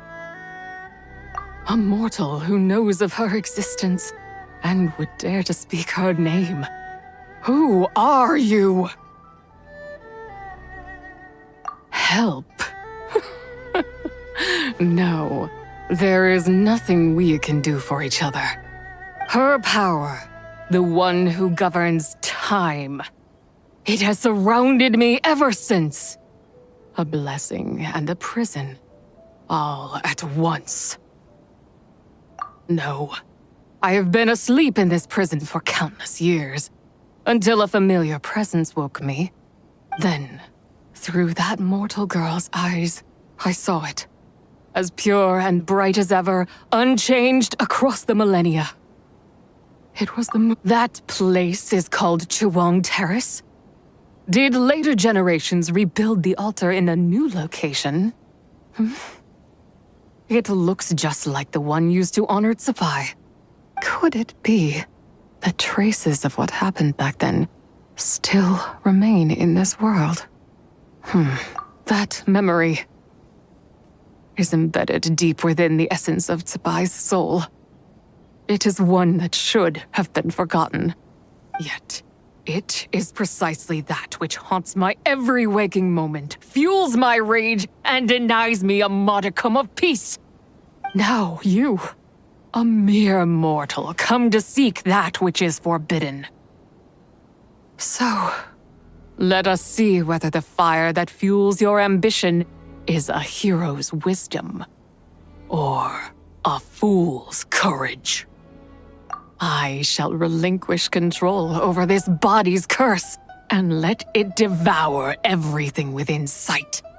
Run as fast as you can, lest this prison become your grave. Look, it draws near. The river of time, come to sweep all into oblivion. A torrent of tears for the dead and departed. I shall wait for you at the end, mortal. Evade being swept up in its waters, and I will show you everything. Fail, and we shall sink into oblivion together.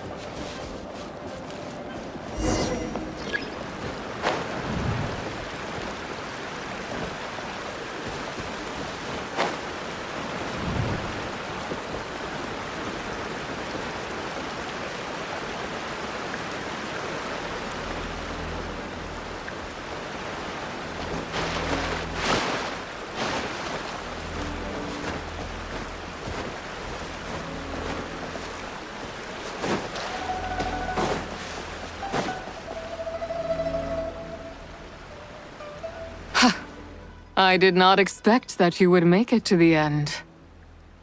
Yes, it would seem even time cannot hold you back. In that case, perhaps this truth is one you can bear. Come, let your wish be granted.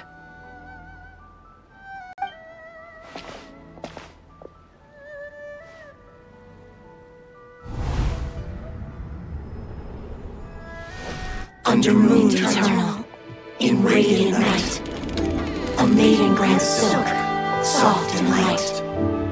Under moon iridescent, in night divine, a maiden grants fiber for cloth so fine. Under moon of frost, in night so great, a maiden grants tools to divine our fate.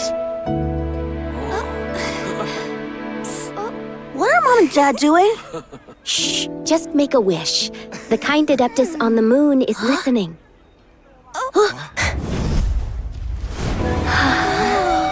Look, it's Lady Zibai. Wow, Lady Zibai? Is she powerful? Of course. She taught us how to grow grain and beans, millet and rice, how to peel hemp and reel silk, spin thread and weave cloth, how to cut stone and build houses, cast bronze and forge tools. According to Mom and Dad, the Adeptus Zibai is the god of soil and grain, who blesses our land and its crops. Huh? Lady Zibai's leaving. It's all right. We just have to wait till next year. She'll be back.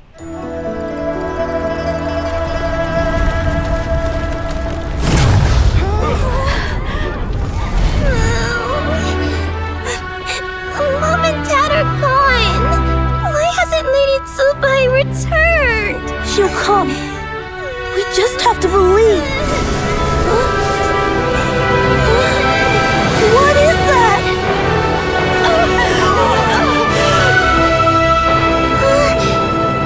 Lady Zibai abandoned us.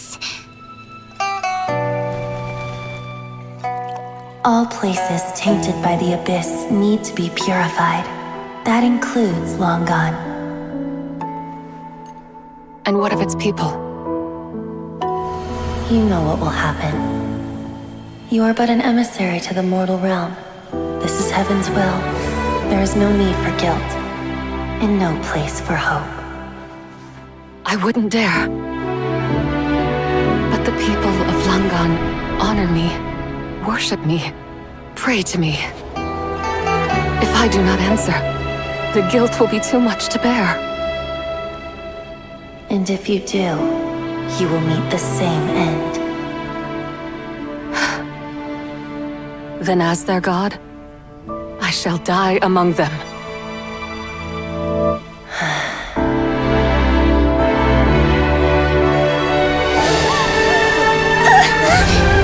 Look! Lady Zibai came to save us! I knew she wouldn't abandon us! Run!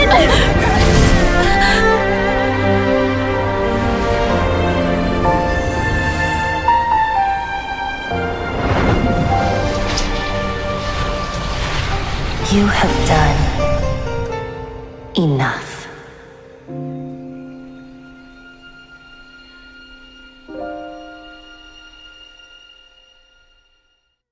Now you know the truth. These are the memories that suffocate me where I stand and crush me under their weight.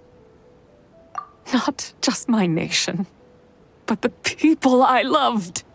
Were it within my power, I would ignite a blaze fierce enough to burn a hole through the heavens themselves.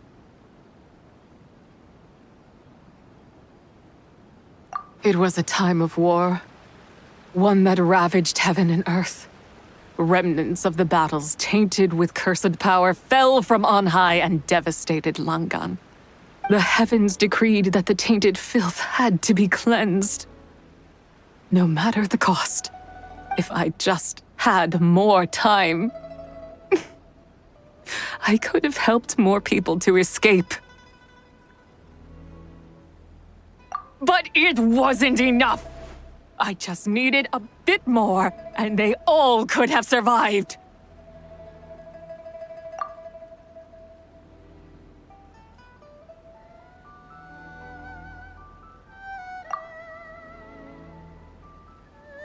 I never imagined there would come a day where I found peace.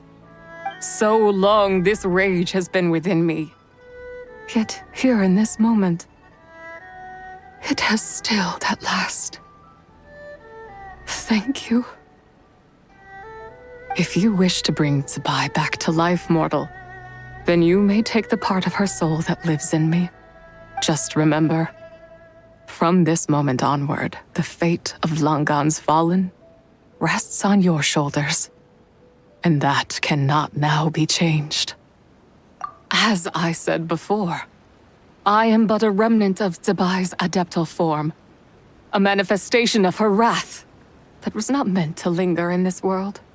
By taking away this fragment of her soul, you take away my shackles as well. So, let it be done. Ah, it's your turn to grant one of my wishes, is it? Very well. In regard to my fate, and that of Langan's fallen, I know there is little I can demand of you. However, should another raise a war banner against the heavens someday, let my name be set upon its cloth. I ask for this, and nothing more. Now, take what you came for. I was a lone moon, shrouded and dimmed in cloud-veiled night. Now darkness breaks, free and unburdened. I reclaim my light.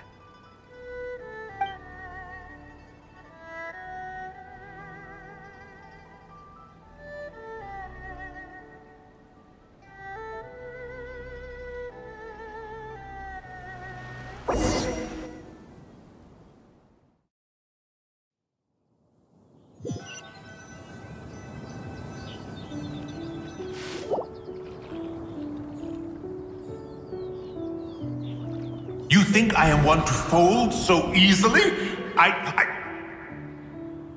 Ah, young one. What brings you here? My, what exquisite mint seedlings. Was it you who planted them? I had not taken you for one so versed in the horticultural arts. I must insist that you visit Mount Hulao. There is much we could learn from one another. Ah, but this is Cloud Retainer's abode. She does not appreciate the verdant wonder that is mint. We should leave at once. If she sees us here, there is little I can do to protect you. You weren't? Was it Mooncarver then? My, what nerve he has. What? Looks like Mountain Shaper is back to normal. Has the matter with Zibai been resolved then? Wow, that was fast. That took, what, like a second? A second to us, perhaps. But for the Traveler, I imagine it felt much longer than that. One's plan was most successful then. And you're all right, Traveler. You don't feel strange in any way? Well, sounds like good news all around. I'm glad this matter is resolved. What is this matter you speak of? The possession of that mortal child? The matter of Zibai may have been resolved, but there is another that is far from over. The mint you planted around my abode. Perhaps you have a moment to spare for a little chat, Mountain Shaper.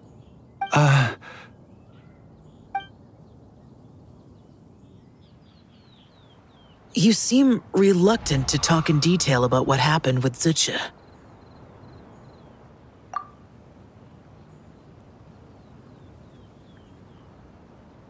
Don't worry. I won't ask you to reveal her secrets to me. And I doubt the other Adepti will either. Huh? You don't want to know what happened? The expression on your face. I know it well, Traveler. It's one I've seen Rex Lapis wear on many occasions. Whatever you learned, it must be too heavy to share. But you're okay, right, Traveler? That deadly self didn't hurt you, did she? Well, as long as you're not hurt, Paimon doesn't need to know anything else. Even so, I hope you feel like you can entrust me with it. If I learned anything from our time together, it's that one should not have to shoulder such a weight alone. Not to mention that certain knowledge brings danger in its wake. I would never want you to feel forced to be the sole keeper of such secrets. Yeah, kind of like how one person can't finish a whole slime, you know? Better to grab a bunch of friends and eat it all together.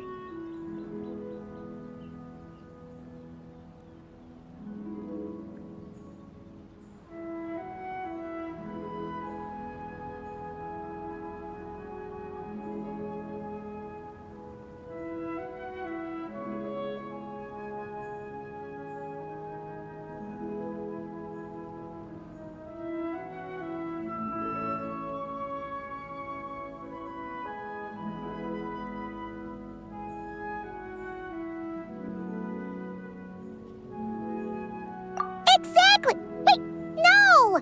Paimon's just saying we've got loads of friends who'll be more than willing to lend an ear.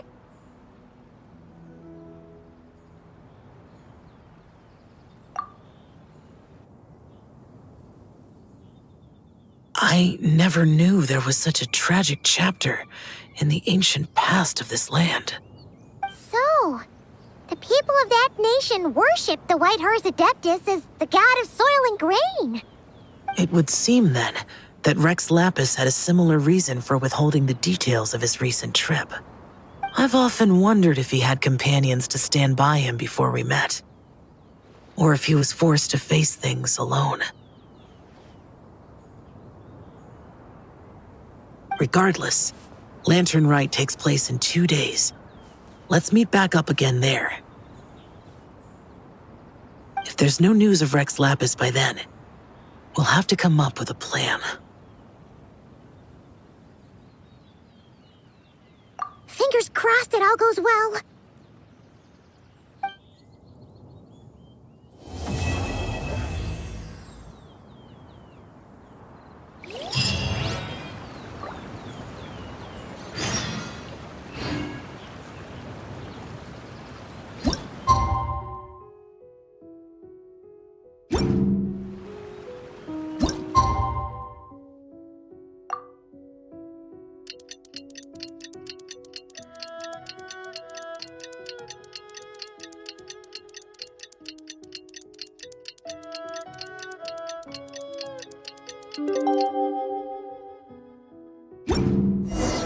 It's time to meet back up with Xiao. Let's head to Mount Outsong.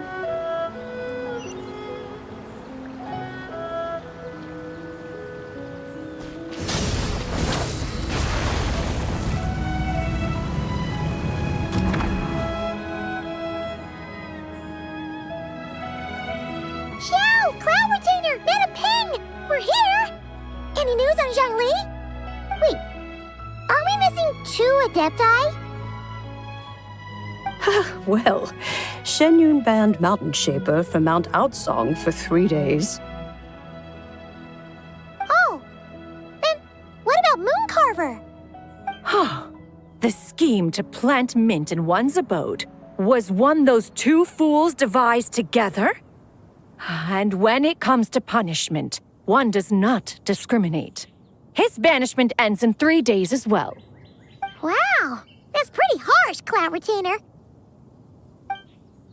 Let's get down to business. We have news of Rex Lapis. Huh? Isn't that... Yes, Rex Lapis's geopillar. It descended from on high this morning. He must have sent it for a reason, but it does not respond to our touch. So, what does it mean? Is he in trouble? Not necessarily. It could be a message only a specific person is meant to receive. Traveler, you alone spoke to Rex Lapis before he left. Oh, so it must be for the Traveler. Give it a try.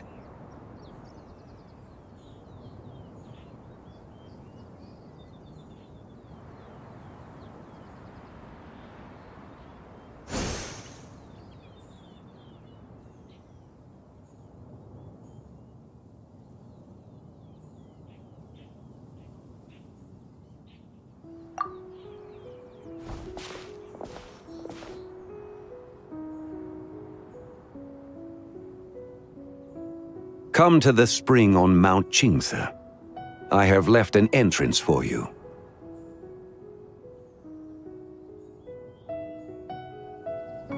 Well?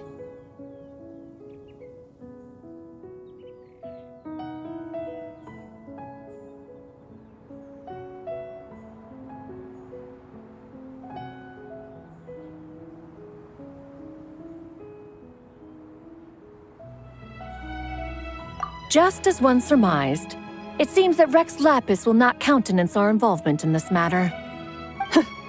That would not surprise me in the slightest. He's always had a soft spot for the traveler, after all. But be that as it may, we have served Rex Lapis for millennia now. In other words, I'm sure this has nothing to do with favoritism. He's probably just trying to protect us. That's right. So you mustn't let your guard down, even if Rex Lapis is by your side.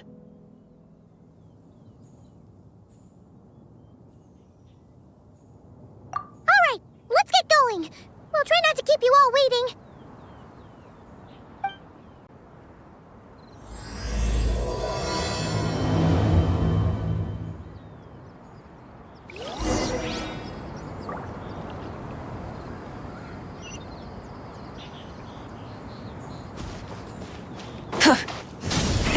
Rev the engines!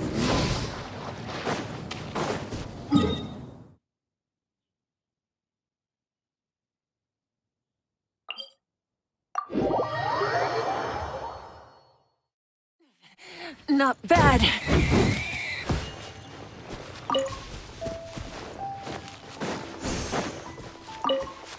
Light it up!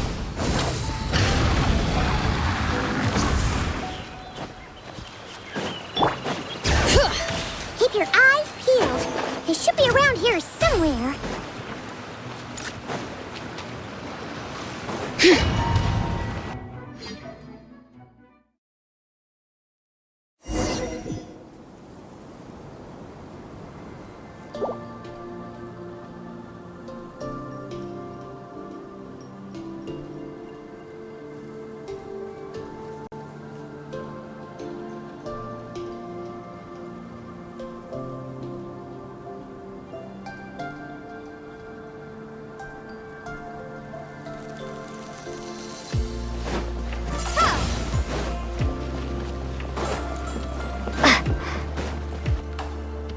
Who could have imagined that the once mighty Geo-Archon might end up so, sitting on a humble stool in the woods, quietly weaving moon lanterns?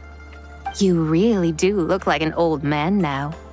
This is a Shao lantern, not a moon lantern. In ages past, when the gods waged war and the world was in turmoil, these lanterns were lit to guide fallen warriors back to their homes. Had you tarried in the mortal realm for but a little while longer, you might have become quite accustomed to them.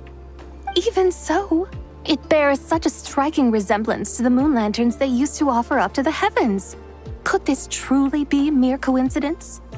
Perhaps in some sense it is, yet in another, it isn't. For instance, who is to say that some of Langan's magnificent jade did not become part of the very foundations upon which Liyue Harbor now stands? It is conceivable that this ritual was transmitted in such a manner too.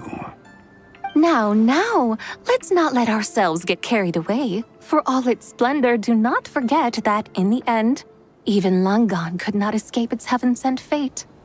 Alas, it is just a pity that the little creatures of this world may never again lift their eyes to the moon, even should misfortune befall them.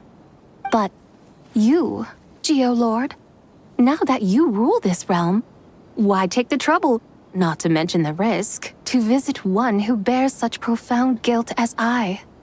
Are you not afraid that you might be sullied by the curse of time that was laid upon me? There is no risk to speak of. At least, not in comparison to that which you took when you defied the heavens all that time ago. As I have stated, time and again, it was not I who defied the heavens. Geo-Lord, the ancient affairs of Langan have nothing to do with me. For I am but one of her deadly selves, severed before her demise. My name is not Zibai, but Zichao. Surely you did not take us for one and the same solely on the basis that we may all assume the form of white horses? Sorry to break it to you, but you seem to have found yourself the wrong white horse. Anyway, do tell me, what urgent matter brings you here? Very well, then. I have come to ask for Zibai's shade. Oh? So, the Geo-Lord has set his sights upon Zibai's human soul. And what is it that you intend to do with it? The world outside is changing. With the new moon's birth, the confines of the shadow moon are gradually disintegrating. In other words, the heavenly soul is set to return. Consequently, strange phenomena have manifested within Longon's former domain, leading to the earthly soul's reappearance as well. The last of the trio, the human soul, is in your possession. Most intriguing. My intention is to gather all three together, so that an old friend may finally make her return. I must admit, it seems that some remarkable affairs are coming to pass in the outside world. Yet there is one thing you seem to have overlooked, Lord of Geo. Back in the day, it was you that freed me from that painting. And afterwards, I took up arms in your name. Together, we first subdued Chenyu Vale, then brought peace to Mount Qingse. It was for this cause that the contract between us was made. But now that the debt has been repaid, what cause have you to expect my aid? Zibai and I have long been friends. Given not only that you were manifested from a corrupt desire within her divine form, but that you also possess a fragment of her soul, how can you purport to be the wrong white horse? I think you'll find that we are now as separate and distinct as any two beings ever were. What once shone with radiant purity has long become dust. What you see is no longer what it was. Oh, great Lord of Geo, should this still be unclear to you, I bid you take your leave. It seems that the fault lies in my own lack of consideration. As you wish, I shall let this matter rest. Wait! One moment, if you will. Should this not be your opportunity to propose a new contract? The part where you make me an offer I simply couldn't refuse? Even those puny mortals know how to haggle when striking their bargains. Should you, the famed god of contracts, not likewise strive for success through negotiation? Come now, enough with the posturing. It's time to name your price. Very well. I had, in truth, prepared a new contract for your consideration. I knew you would not come before me unprepared. Yet, you should know that I want for nothing, for I live in the mountains, carefree and untroubled. Occasionally, I even find sport in teasing the mortals who stumble into my presence. Then why persist in telling them those ancient stories? I speak of what transpired before the sky collapsed and the earth sank into itself. That is merely my way of passing the time. And what of it? Would any believe, much less remember, the ramblings of a mountain hermit? Those tales have long since spread throughout the mortal realm. Who? Should my words prove insufficient, I invite you to see the world for yourself. To this end, I have found you a pair of trusty guides. The Lantern Rite is presently underway in Liyue, and should prove quite intriguing for you. So this, then, is the contract you have prepared for me? Indeed it is. Think of it as a contract for a one-day festive excursion. Surely you do not hope to offer this in exchange for Zibai's shade. The foundation of my very existence for a little excursion seems a little steep, wouldn't you say? Why not see for yourself? You can always decide afterwards. The final determination, of course, shall rest with you. Is that so? Then perhaps this deal might not be entirely off the table after all. Where then are these guides of which you speak? Hey, it's Young Lee! Oh, we've been looking for you everywhere. We thought you might have gone missing. You're here. So these are my guides. Well, well. They certainly look the part, I'll give you that. Guides? Oh, you poor innocent little creatures. The benevolent Lord of Geo has sold you to me, which means that for the rest of this day, you belong to me. Sold us to you? Just what have you gotten us into, Zhangli? The situation is not quite as dire as that would sound. I ask only that you accompany my Adeptus friend on a tour of Liyue. I would suspect that depends on how well you entertain me. Entertain you? Let us start with this Liyue harbor of which I have heard so much. Nowhere is quite so fascinating as a place teeming with little mortals. How come this Adeptus sounds so different from what Paimon imagined? Okay, we'll take care of it. Get ready to find out why they call Paimon the best travel guide in all of Tibet.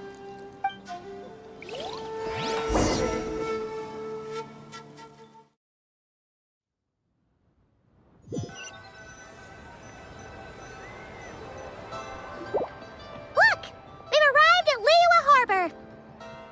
Not only is it Tibet's busiest port, it's also the beating heart of Liyue. So, dear Madam Adeptus, where would you like to go first? With humble fare and wine to sip, in comfort clothed and soul at ease, one eats, and all the heart's ills cease. So we're heading straight for the good stuff? Well, you're in luck, because Paimon's an expert when it comes to food. There are two main cooking styles in Liyue: Li cuisine, which is all about mountain delicacies, and Yue cuisine, which is centered on seafood. The most famous restaurants are Liuli Pavilion and Shinyue Kiosk. Oh, now Paimon's starting to drool. Guess our only option is to go try them both. 2 meals back to back. Both sound like excellent options to me. Are these the kind of establishments that most people might visit on a regular basis? Not exactly. Both Li cuisine and Yue cuisine are known for their pricey ingredients. Definitely not what you'd call the budget options. But don't you worry about that. Just think of it as Zhang Li's little treat. Come on, aren't you supposed to be pals with Hu Tao? I'm unsure we can afford to spend a little more of her mora at least. Hey, all Paimon wants is to provide our Adeptus with the best possible experience here. Don't you want that too? Both certainly sound like worthy choices. Just now, though, I happened to see a porter pass this way. Where might individuals like him go to eat?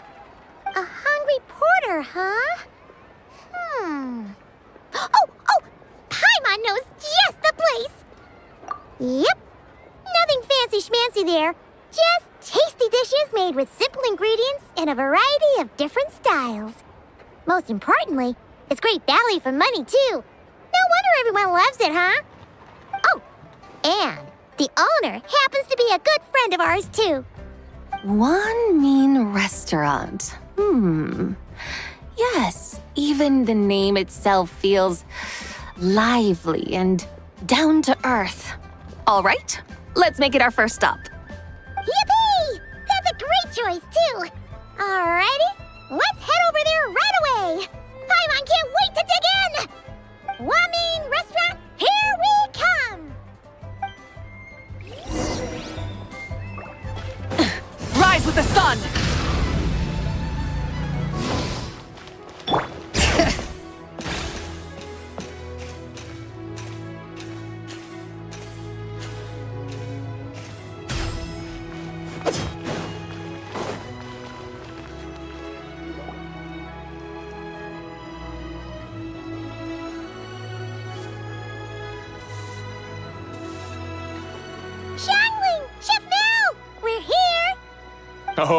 hello there. What a surprise to see you two. Welcome, welcome. Hey there, Traveler and Paimon. We're a little busy today, so grab a table while you still can. But I don't think I've met this lady before. Is she a new friend? You could say that. Oh, I see. Well, hey there. A friend of the Traveler's a friend of mine, too. Don't worry, we'll take good care of you. Just order whatever you want, it's on the house. By the way, I'm Zhangling. I cook here at Wanmin Restaurant. What's your name? Miss Zhangling, have you ever heard of the White Horse Adeptus? Of course. What about her? I am her, and she is me. Huh? You mean you're an Adeptus? Oh, you younguns crack me up. Come on, Xiangling. You've got to keep up with the times. Haven't you heard of cosplay? It's like a role-playing game where you dress up as famous characters and pretend to be them. Seriously, it's all the rage, and it looks like this young lady is quite the expert. Your friends sure keep their fingers on the pulse, huh, Traveler? Wow, Dad. Didn't know you were so tuned in.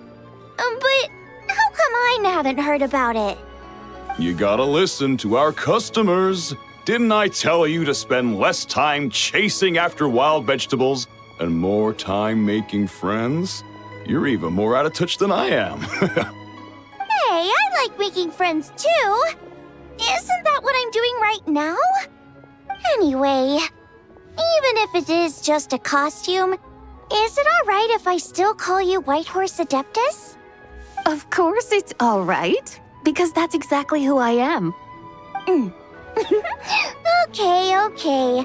I can see you're really committed to the role. How about I call you the real White Horse Adeptus instead? In that case, you can call Paimon the real Traveler. Yeah, right. You could have at least switched outfits. Puny mortals. Nevertheless, I suppose it might be amusing to indulge in your little charade for a while at least. All right, go grab yourselves a table. I'll come take your order in a bit.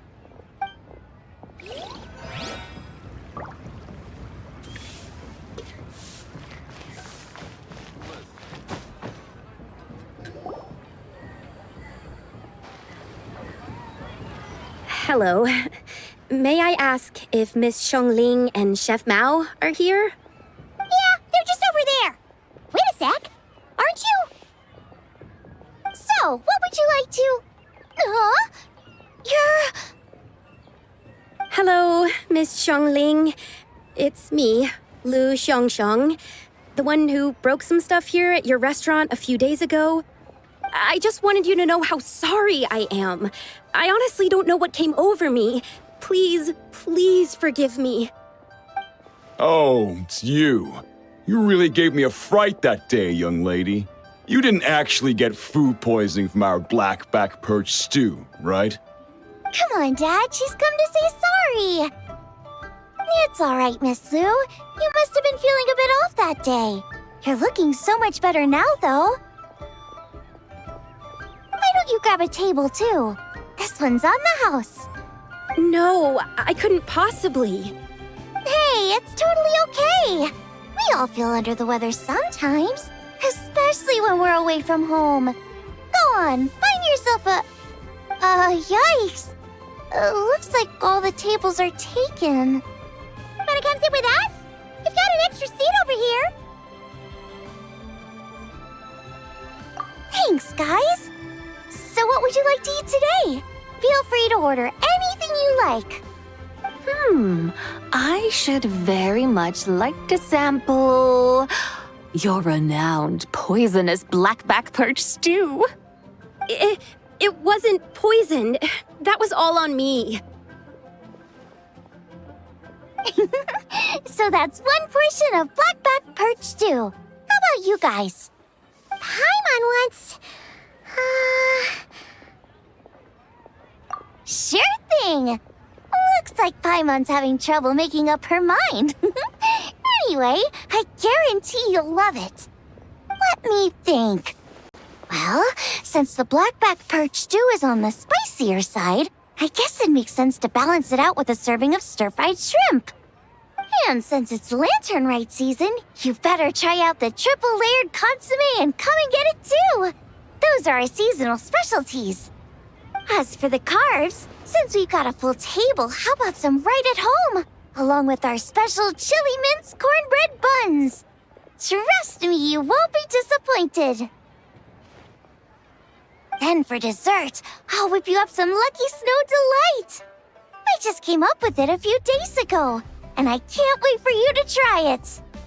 Wow! Sounds like quite the feast. Looks like Paimon's in luck today. Am I the only one who thinks that's way too much? Not at all. Don't worry, I know what I'm doing. And to top it all off, our star dish, Adeptus Temptation. You should know that we don't often serve this here at Wanmin Restaurant. But since this is my first time cooking for the White Horse Adeptus, I'm pulling out all the stops. Okie dokie, just sit back and relax. I'll have your dishes out in no time. Hold on. Did I just hear Miss Xiangling mention the White Horse Adeptus? You did indeed. And you're looking right at her. That's a joke, by the way. She's cosplaying. Oh, I see. Phew, almost believed you there for a moment. Tell me, little one, what business might you have with the White Horse Adeptus? It's a long story. Basically, a while back, I took part in an archaeological dig over at the chasm. While we were there, we discovered a number of relics. Our findings show that they date back to the era of Long Gone, an ancient nation whose people are said to have been the ancestors of some of the modern-day inhabitants of Chenyu Vale. And why might such matters concern the White Horse Adeptus? Because some of those relics not only seem to contain textual references to her, but even depictions of what she looked like. There have long been legends claiming that the White Horse Adeptus was a deity of that era, but there are plenty of other theories out there too. If I could just locate some more detailed records, I'm sure we'd be able to find out so much more. So you're into history? Well, to tell you the truth, I actually joined the archaeological team by sheer accident. But once I'd started down this path, I knew that I wanted to make something of myself. Recently, though, things seem to have taken a turn for the worse. I still can't believe I caused such a mess and even ended up hurting someone. Oh, so you're considering becoming a martial artist now instead? No, I mean, they weren't seriously hurt. It was just a few scratches, and they let it go after my mother compensated them. Either way, my career is pretty much over. And even though both the victim and the Ministry of Civil Affairs say they won't be pursuing the matter any further, my father says he's going to punish me according to our family rules. Family rules? Yeah, he's decided to ground me. I'll have to return to Chaoying Village after Lantern Rite, and goodness knows when I'll be allowed to leave again. Wow, that's harsh. Sounds like the kind of thing only rich, super traditional parents would do. We're not exactly rich, though. All we own are a few tea fields in Chaoying Village and a guest house in Liyue Harbor. A guest house? It isn't Baiju Guest House by any chance? Yep, he's my grandfather. So you've heard of the guest house before? Small world, huh? Come to think of it, didn't Boss Fu mention something about hoping that the White Horse Adeptus would show up and let her divine power be known?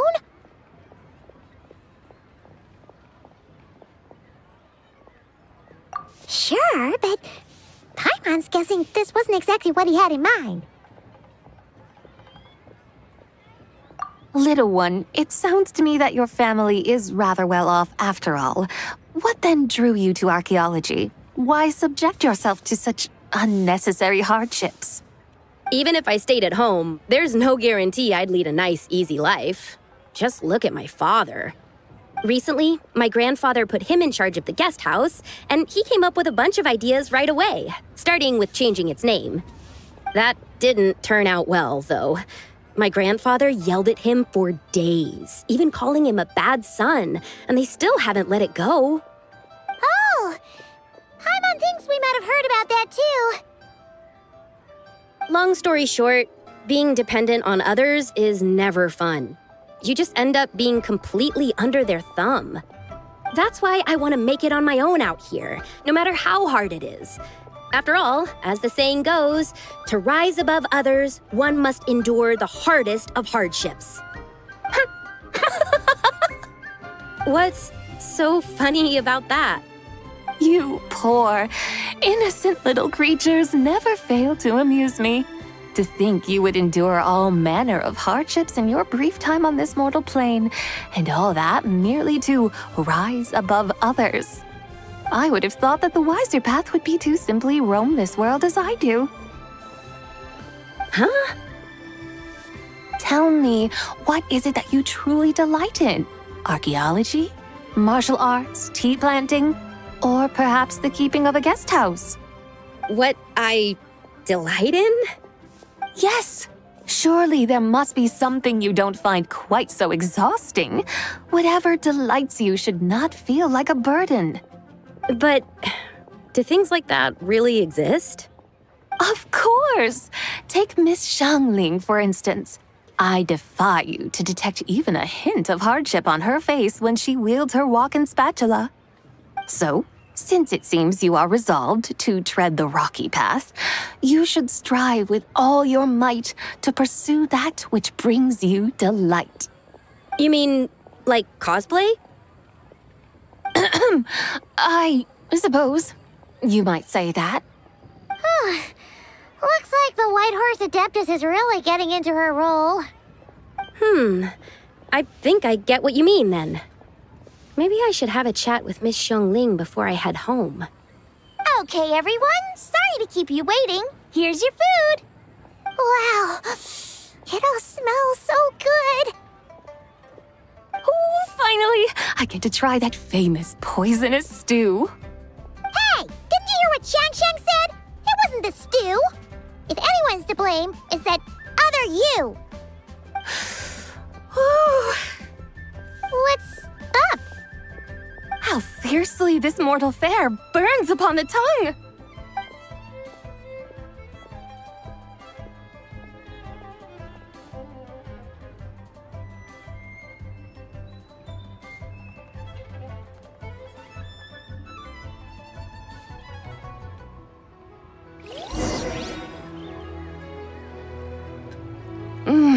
Most satisfying as poisonous stews go.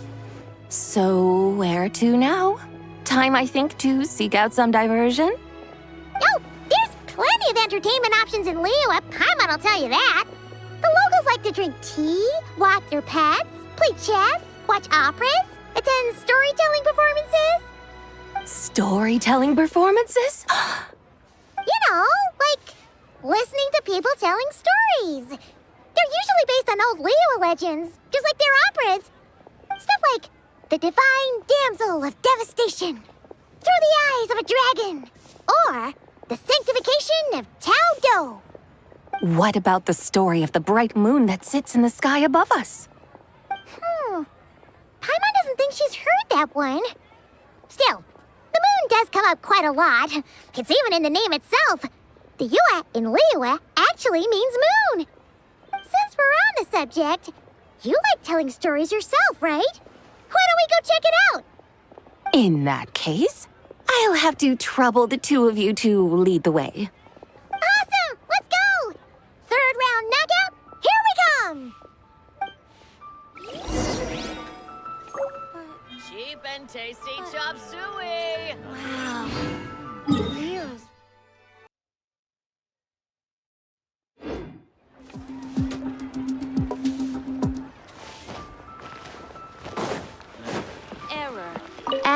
extra. Thank you for complete.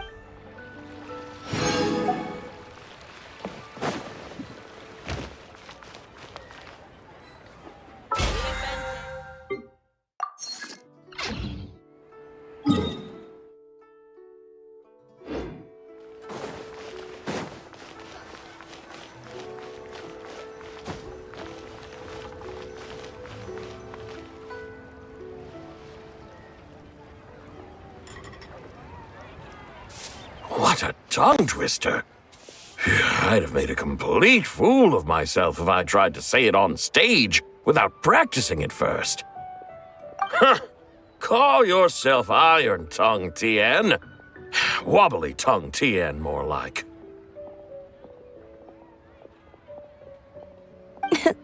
I used to have that problem a lot. But if you just take your time to grasp the meaning and commit it to memory, you'll be able to say it smoothly in no time. You're right, Miss Yoon. I'll give it another try. Hey, Yunjin! Fancy seeing you here! What are you two talking about? Ah, Traveler and Paimon, we meet again. And who, may I ask, is this? You may call me the White Horse Adeptus. The White Horse Adeptus? She's not really an Adeptus. I see. Well, it certainly looks like a lot of fun. Oh, funny you mention it. This type of thing is actually something I'm quite familiar with. Once, to perform Through the Eyes of a Dragon, I decided to imagine that I was Rex Lapis himself. It was the only way to truly inhabit his mindset and understand his resolve to quell those demons. Sounds like you just wanted an excuse to feel all big and powerful. Hey, that's... You just don't understand how inspiration works. You're one to talk. Paimon's traveled all over with the Traveler, and she's seen things that would make your jaw drop. All right, then. Since you claim to be so knowledgeable, why don't you prove it by reciting an ancient poem? An ancient poem? Which one? Ha! See? You mean to tell me you've never even heard of the ancient poem called An Ancient Poem? What kind of a title is that? Quit teasing, Paimon. We only just found out about that ourselves. He's talking about the writing on those ancient relics. When we first saw it, we couldn't figure out what it all meant. So in the meantime, we decided to just refer to it as an ancient poem. However, thanks to the painstaking work of the scholars who were tasked with decoding it, it seems like that's exactly what it was. Or rather, an ode offered in veneration of the moon and the White Horse Adeptus. Oh yeah! Didn't Kuching mention that before? It's got something to do with Long Gone, right? That is correct. The Ministry of Civil Affairs has issued a notice stating that, although it is true that the moon may disappear tonight, we should be in no danger. In other words, there's nothing to fear. But if you're worried, we can always take a leaf from the Book of the Ancients. By reciting this poem, I mean, and calling for the White Horse Adeptus's aid. If we do that, I'm certain she'll protect our moon and keep us safe. Oh, seriously? Paimon has to get a look at this.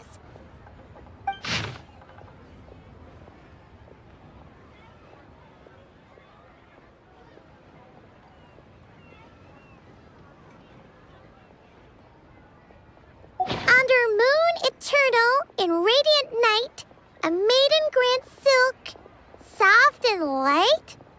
What in Tibet's that supposed to mean?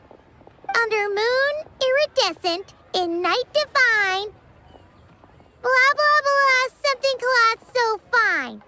Something about fields being plowed, something else about seeds being sown from the earth.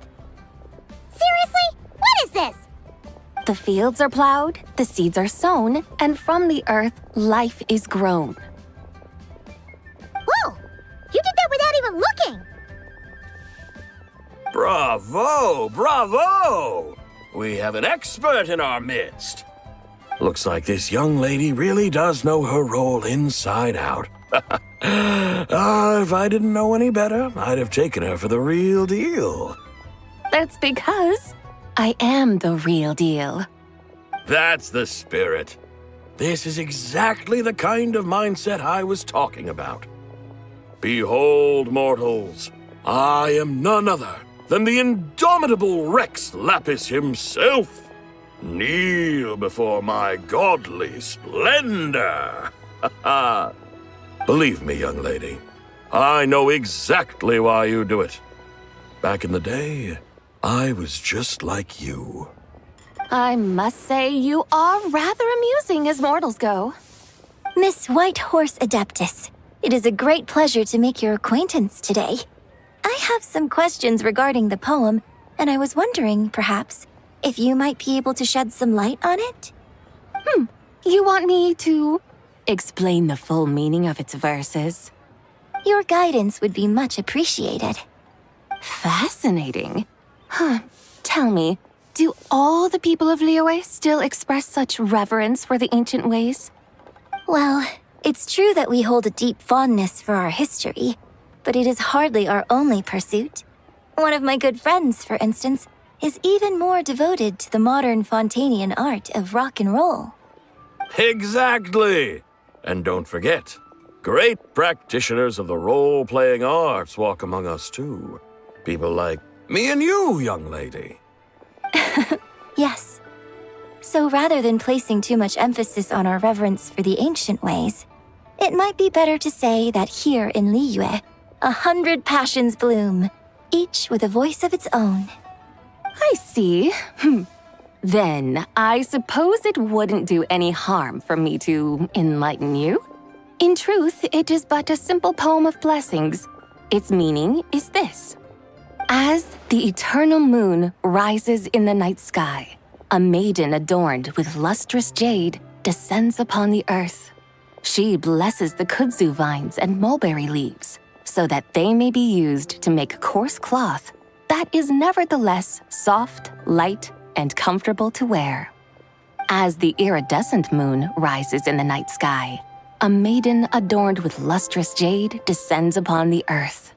She blesses the kudzu vines and hemp so that they may be used to make fine, luxurious cloth.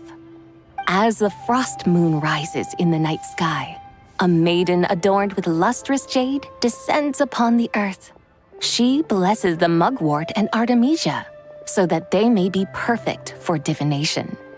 So she really did come down from the moon? She shows the people how to use the plow and spade to purge the land of weeds, till the soil, and heap up the earth to make it fertile.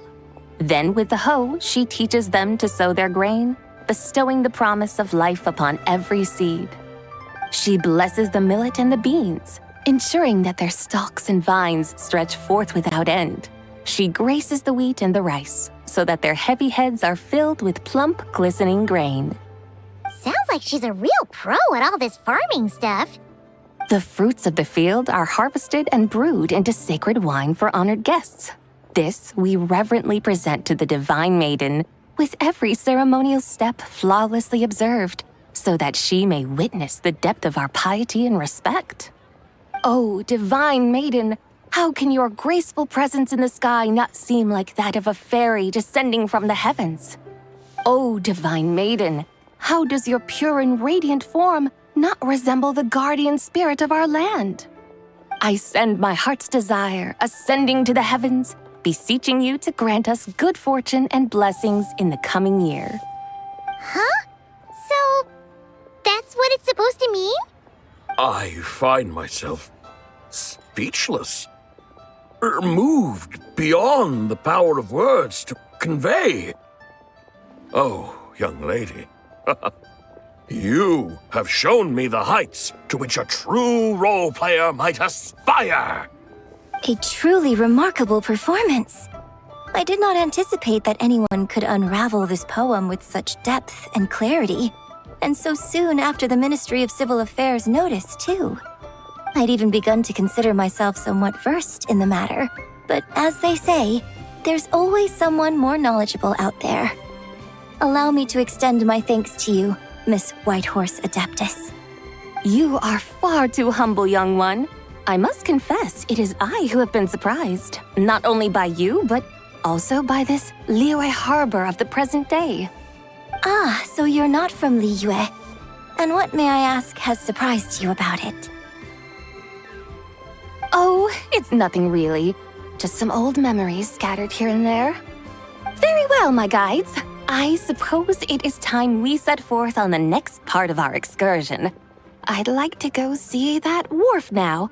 What say the two of you? No problem. We'll take you wherever you want. Oh, leaving so soon? Before you go, allow me to introduce myself. I am Yunjin, director of the Yunhan Opera Troupe. May I ask your name in return?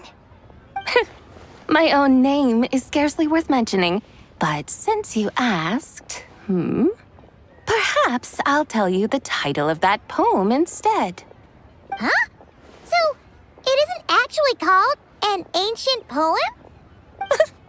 Of course not. Its real title is Odes of Long, Zibai. Odes of Long, Zibai. All right then, until we meet again.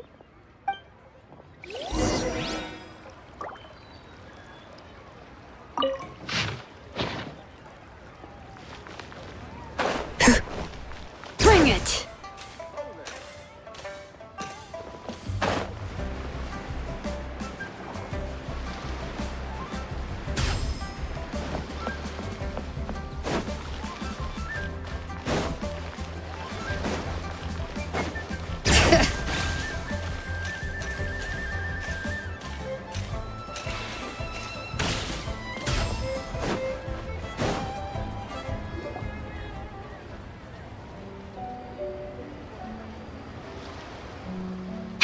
I almost forgot to mention.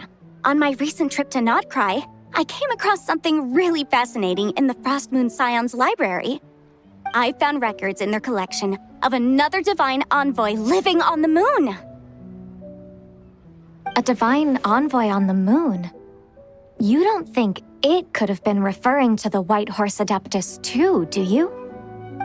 No way to say for sure. Still, the similarities between our legends are intriguing, to say the least. Isn't it amazing? Especially when you consider how far apart we are. It truly is. We might live in different lands, but when we look up at the night sky, we all see the same moon and stars. Right? It's like we're all bound together, no matter where we are. When you think of it like that, it's almost as if our friends from other nations will be right here celebrating with us. Isn't that a wonderful thought? No wonder you were so excited to go see the giant lantern when you first got back. Sounds like you're a real fan of the White Horse Adeptus, huh? I guess you could say that. Just a pity she's so elusive. Even Granny's never met her, you know? Maybe she really is just a legend after all. Hey, Yanfei and Ganyu! Trust, Paimon. The White Horse Adeptus is as real can be. Huh? Oh, look! It's the Traveler and Paimon! Feels like I haven't seen you two in, like, forever. Happy Lantern Rite. It's so good to see you again. Hey, you two. Happy Lantern Rite. Did I hear you right just now, Paimon? Does that mean you've actually seen the White Horse Adeptus? She has indeed. And now, so have you. And you are? Why, who else? The White Horse Adeptus, of course. Could you maybe start with something else next time? You're the White Horse Adeptus? That's right. Allow Paimon to introduce you to our new friend, Zichao. She's been low-key obsessed with cosplaying the White Horse Adeptus ever since we met her. I see. Well then, greetings, Miss Zichao. My name is Yanfei, and recently I've been low-key obsessed with learning everything I can about the White Horse Adeptus. I'm sure the two of you will get along like a house on fire. Oh, and by the way, I'm Ganyu. So, Miss Chow, you must be here to see the giant lantern too, right? A horse-shaped Zhao lantern? Is that what I think it is? That's right. A lantern made to honor the White Horse Adeptus herself. Isn't it gorgeous? Huh? What are you laughing at? Both the lantern and myself. What do you mean? Oh, this lantern truly is an artistic masterpiece. But tell me this. Have any of you ever seen a horse before? Come to think of it, Paimon can't remember ever actually seeing one herself. What about you, Traveler? Oh, this horse appears to be mid-trot, but it has adopted what is called a lateral gait, where the legs on one side of the body move together in unison. A rather rare sight indeed. Just now, I suddenly pictured myself, I mean, the White Horse Adeptus running the same way. The image was so absurd, I could barely contain my mirth. Oh, really? I never knew that. You learn something every day, huh? Oh, come on! It's basically a giant piece of fan art! Who cares if it's different than the original?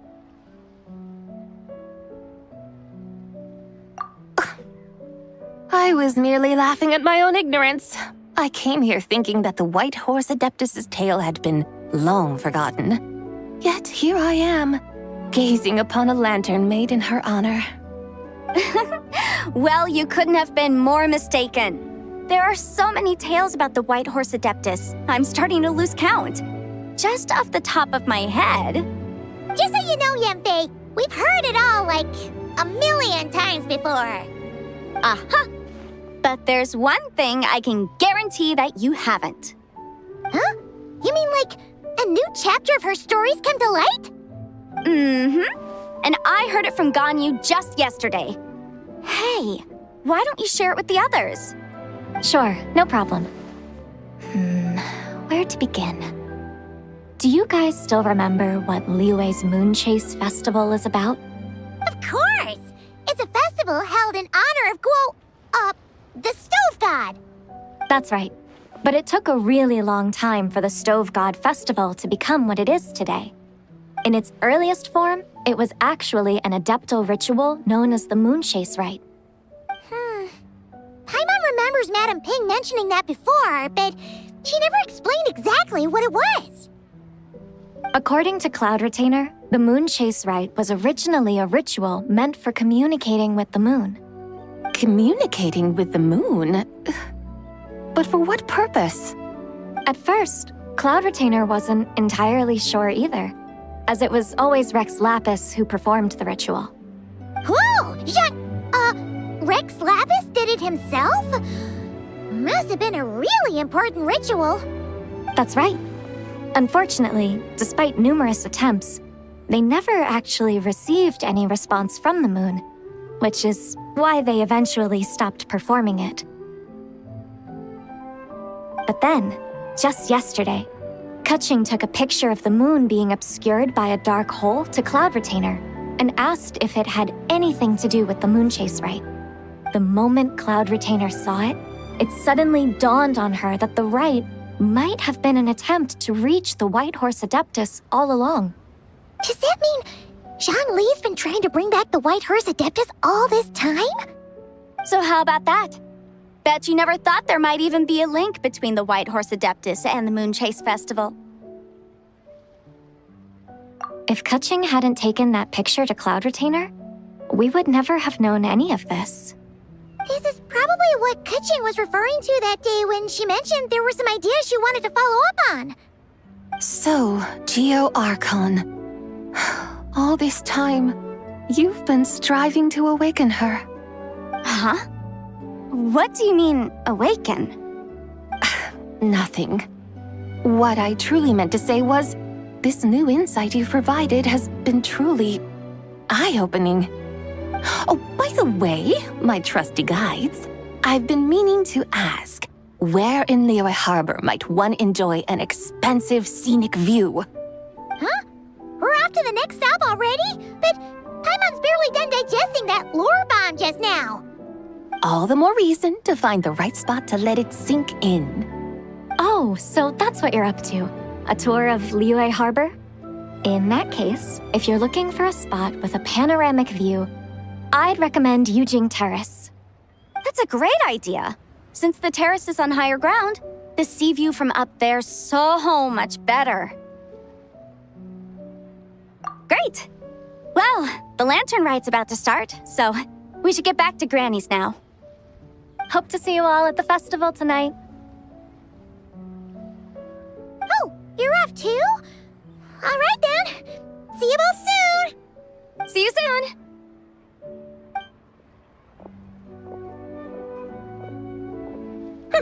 Very well, my guides.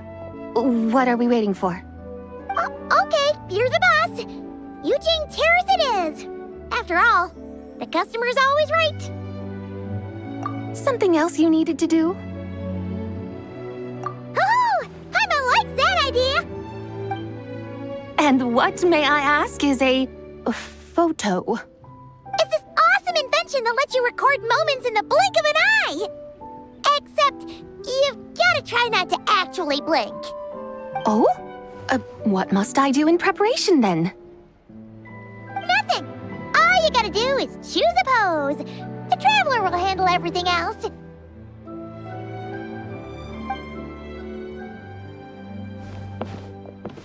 Come on, let's give it a try. Look, we got a great picture. Paimon's gonna call it The White Horse Adeptus Meets the White Horse Adeptus in Liyue Harbor. Huh. They've even discovered a way to preserve moments in time. Now I truly am curious to witness what else these mortals might accomplish. Very well, let us proceed. Yujing Terrace lies in that direction, does it not? Hey, wait for us!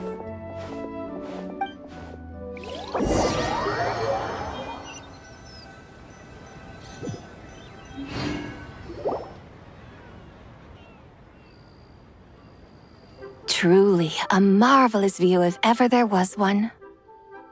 It seems the charm of this Liyue Harbor is only heightened by the sun's dying light. And soon, people will start releasing their shell lanterns to mark the most important day of the year. Practically everyone will be with their friends and family, eating a big meal, chatting, and even setting off fireworks. Trust Paimon, it'll look even more amazing then. What do you say? Want to stay to see that? No need. Let us bring this weary day to a close. Weary day? You mean you didn't enjoy your tour? I had imagined you would arrange for me to witness some grand spectacle. Perhaps the descent of divine beings, the manifestation of the sacred before mortal eyes, or the appearance of a selfless hero come to aid the helpless and downtrodden. Or, should that not come to pass, then at the very least spend a little more coin. For that, it seems, is how one finds true enjoyment. Alas, but there was none of these. Instead, we merely filled our bellies, listened to tales, and gazed upon a crude imitation of my likeness. And now the sun begins its descent. What a day of quiet tedium. Well, we're so sorry. If we'd known that was what you wanted, we'd have done it all differently. It's all that Zhang Li's fault for not making the customer's requirements clear. Well, it's too late now. Do you still believe I would part with that soul fragment, now so intertwined with my very being? But... I knew you were the more astute of the pair. Huh? You were just trying to scare Paimon? It seems the realm of the Geo-Archon has a way of making one more stony-faced. So, you were just pulling Paimon's leg? Of course. I was merely engaging in a little banter with the two of you. Long ago, I shared tales with various mortals who chanced upon my mountain abode. Never did I imagine that those stories would endure. It seems I greatly underestimated them. Perhaps, as your Geolord said, a few pieces of ancient Langan's magnificent jade have truly become part of the very foundation of this land. So, you've decided to help us? Again, that goes without saying. I made up my mind some time ago now. When I beheld a rather intriguing scene as I set foot in this city, I saw porters passing through the alleys, setting down heavy wooden crates from their weary shoulders, peddlers pushing carts as the kites and lanterns upon them rustled gently in the breeze. I saw cooks cooking, actors acting, scholars reading, soldiers marching, children playing, elders resting, officials officiating, and the common folk absorbed in this or that, reveling in the simple joys of life. Some, it seems, have already found that which stirs their hearts, while others continue to fret, troubled by uncertain futures. Yet, in this gentle and serene order, each holds fast to their anticipation, not only for the celebrations to come, but also for the first light of the morrow. Scenes I once yearned to behold now unfold before me, no longer in Langan, but in Liyue Harbor, thousands of years on. How wondrous is this mortal realm! Thank you, Whitehorse Adeptus! Thank you so much! Adeptus, Adepti, perhaps the singular art in which we are truly proficient is that of sequestering ourselves within the high mountains. But once we leave our mountain refuge, we find ourselves drawn back to mortal ways all the same. So, it is I who should offer my thanks to the two of you. Traveler, Paimon, you have made this day more delightful than any I've known in a long, long time. Come now, and take what it is you need. You mean, like, right now? But don't you think we should wait for Zhangli? That won't be necessary. All things shall meet again in their time, for the waters know no rest, and the flowers their appointed season. One need not fear that life is but a journey of goodbyes.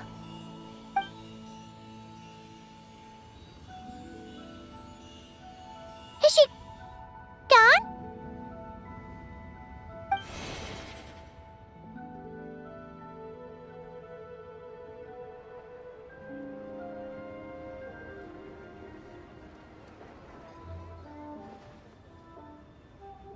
Yes, she's gone.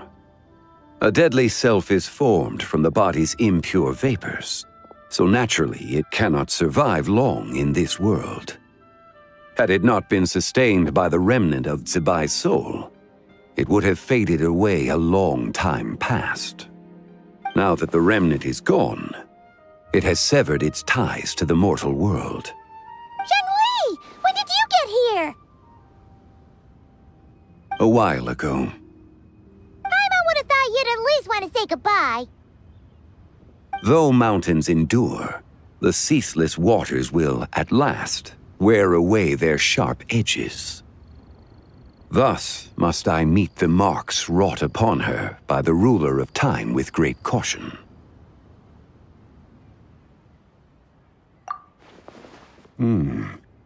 It may be goodbye for now, but someday we will meet again. Really? And when might that be? Who can say for sure? Years and years from now, perhaps. Or maybe tonight, at the Lantern Rite. Are you saying that if the Whitehorse Adeptus were to be resurrected, she'd still have the memories of the three deadly selves? That she'd still remember us? We will find out soon enough.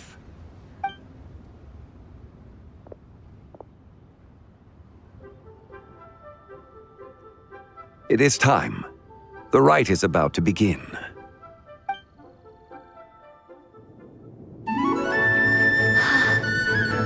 The rite is about to begin. Is the moon really gonna disappear? Got your lanterns ready, everyone? All set. Might be about time to put eyes to the sky. Wouldn't you say, Tianchuan? Look!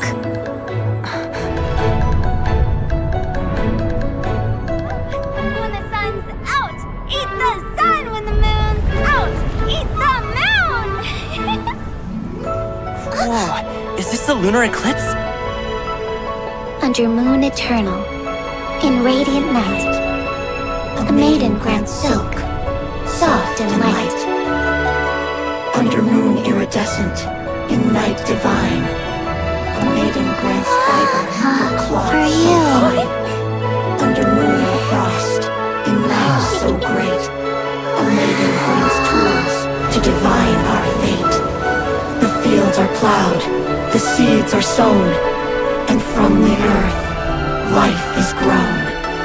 The seedlings stretch, the crops do rise, and all unfolds before our eyes. Fruits are gathered, sweet wine is poured. These gifts we offer to our Lord. Pure as heaven, so fair and bright, she shines as light in this dark night. And with her does this, wish take flight.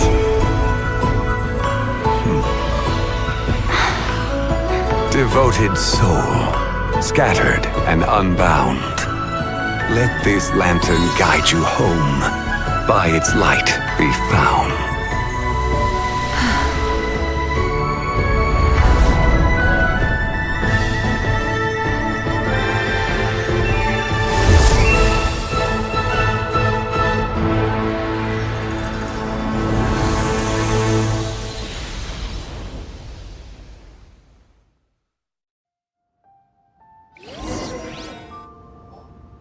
Did we do it?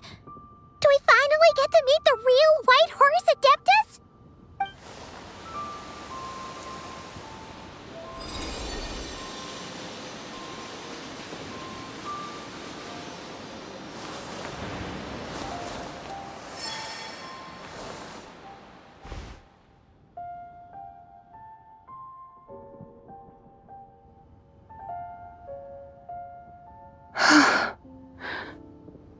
This place. Where am I? A familiar land, now known by the name of Liyue. Liyue? The peaks adorn the clouded moon. Then, who might you be? Oh no! She seems to have lost all her memories after all. And those countless lights in the sky. What are they? These lights, each like a dwelling in glad accord, usher in this day of joyous rebirth. And whose rebirth might that be? That of my old friend, Zibai. Zibai? Yeah, that's you!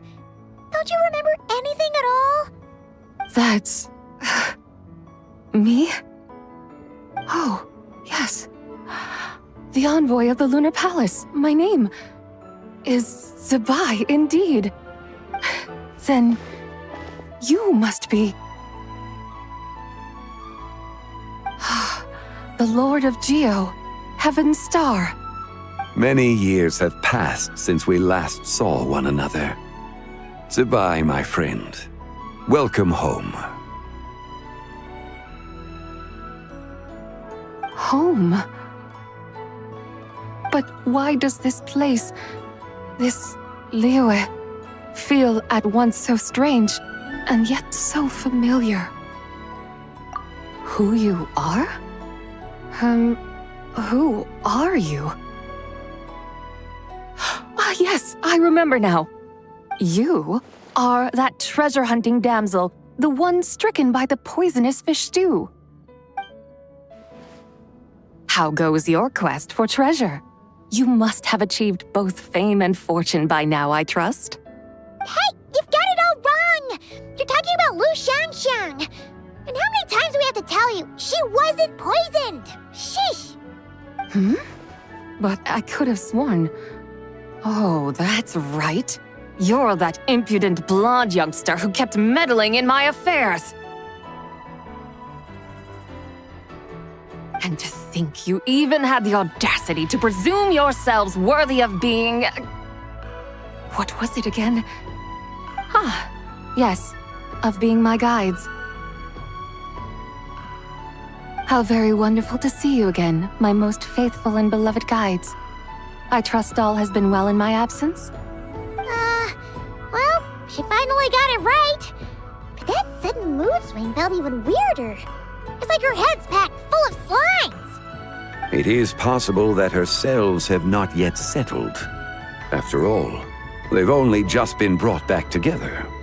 It may be some time before she fully recovers. Huh?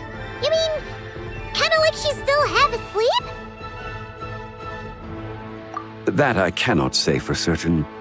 Perhaps a few days, perhaps a few years. A few years? Mortal years are but a poor measure when divine beings tread the realm of dreams. Well, if you say so. Anyway, at least she's whole again, right? That already seems like a pretty good outcome to Paimon. Yes, there is little cause for worry.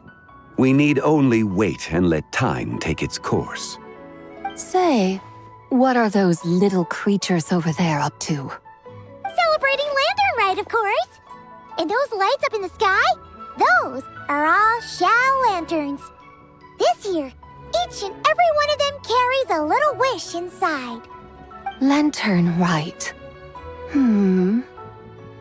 Then, may I join in too? Of course! Why else do you think we've been running around like headless chickens these past few days? Tell you what, Traveler, why don't we take the White Horse Adeptus out to celebrate? Who knows? Maybe seeing some familiar faces might help her find her feet? Hey, Zhangli! You've got some time on your hands now, right? Why don't you come along with us? By no means a bad idea, Paimon. Oh, and Zibai, before Paimon forgets, when we meet the others later, remember to wish them a happy Lantern Rite. Happy... Lantern Rite?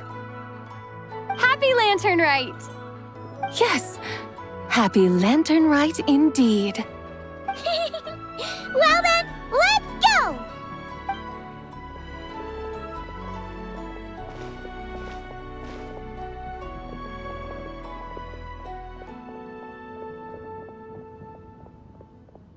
Lantern Rite. A night of joy, reunion, and moonlit blessings for all.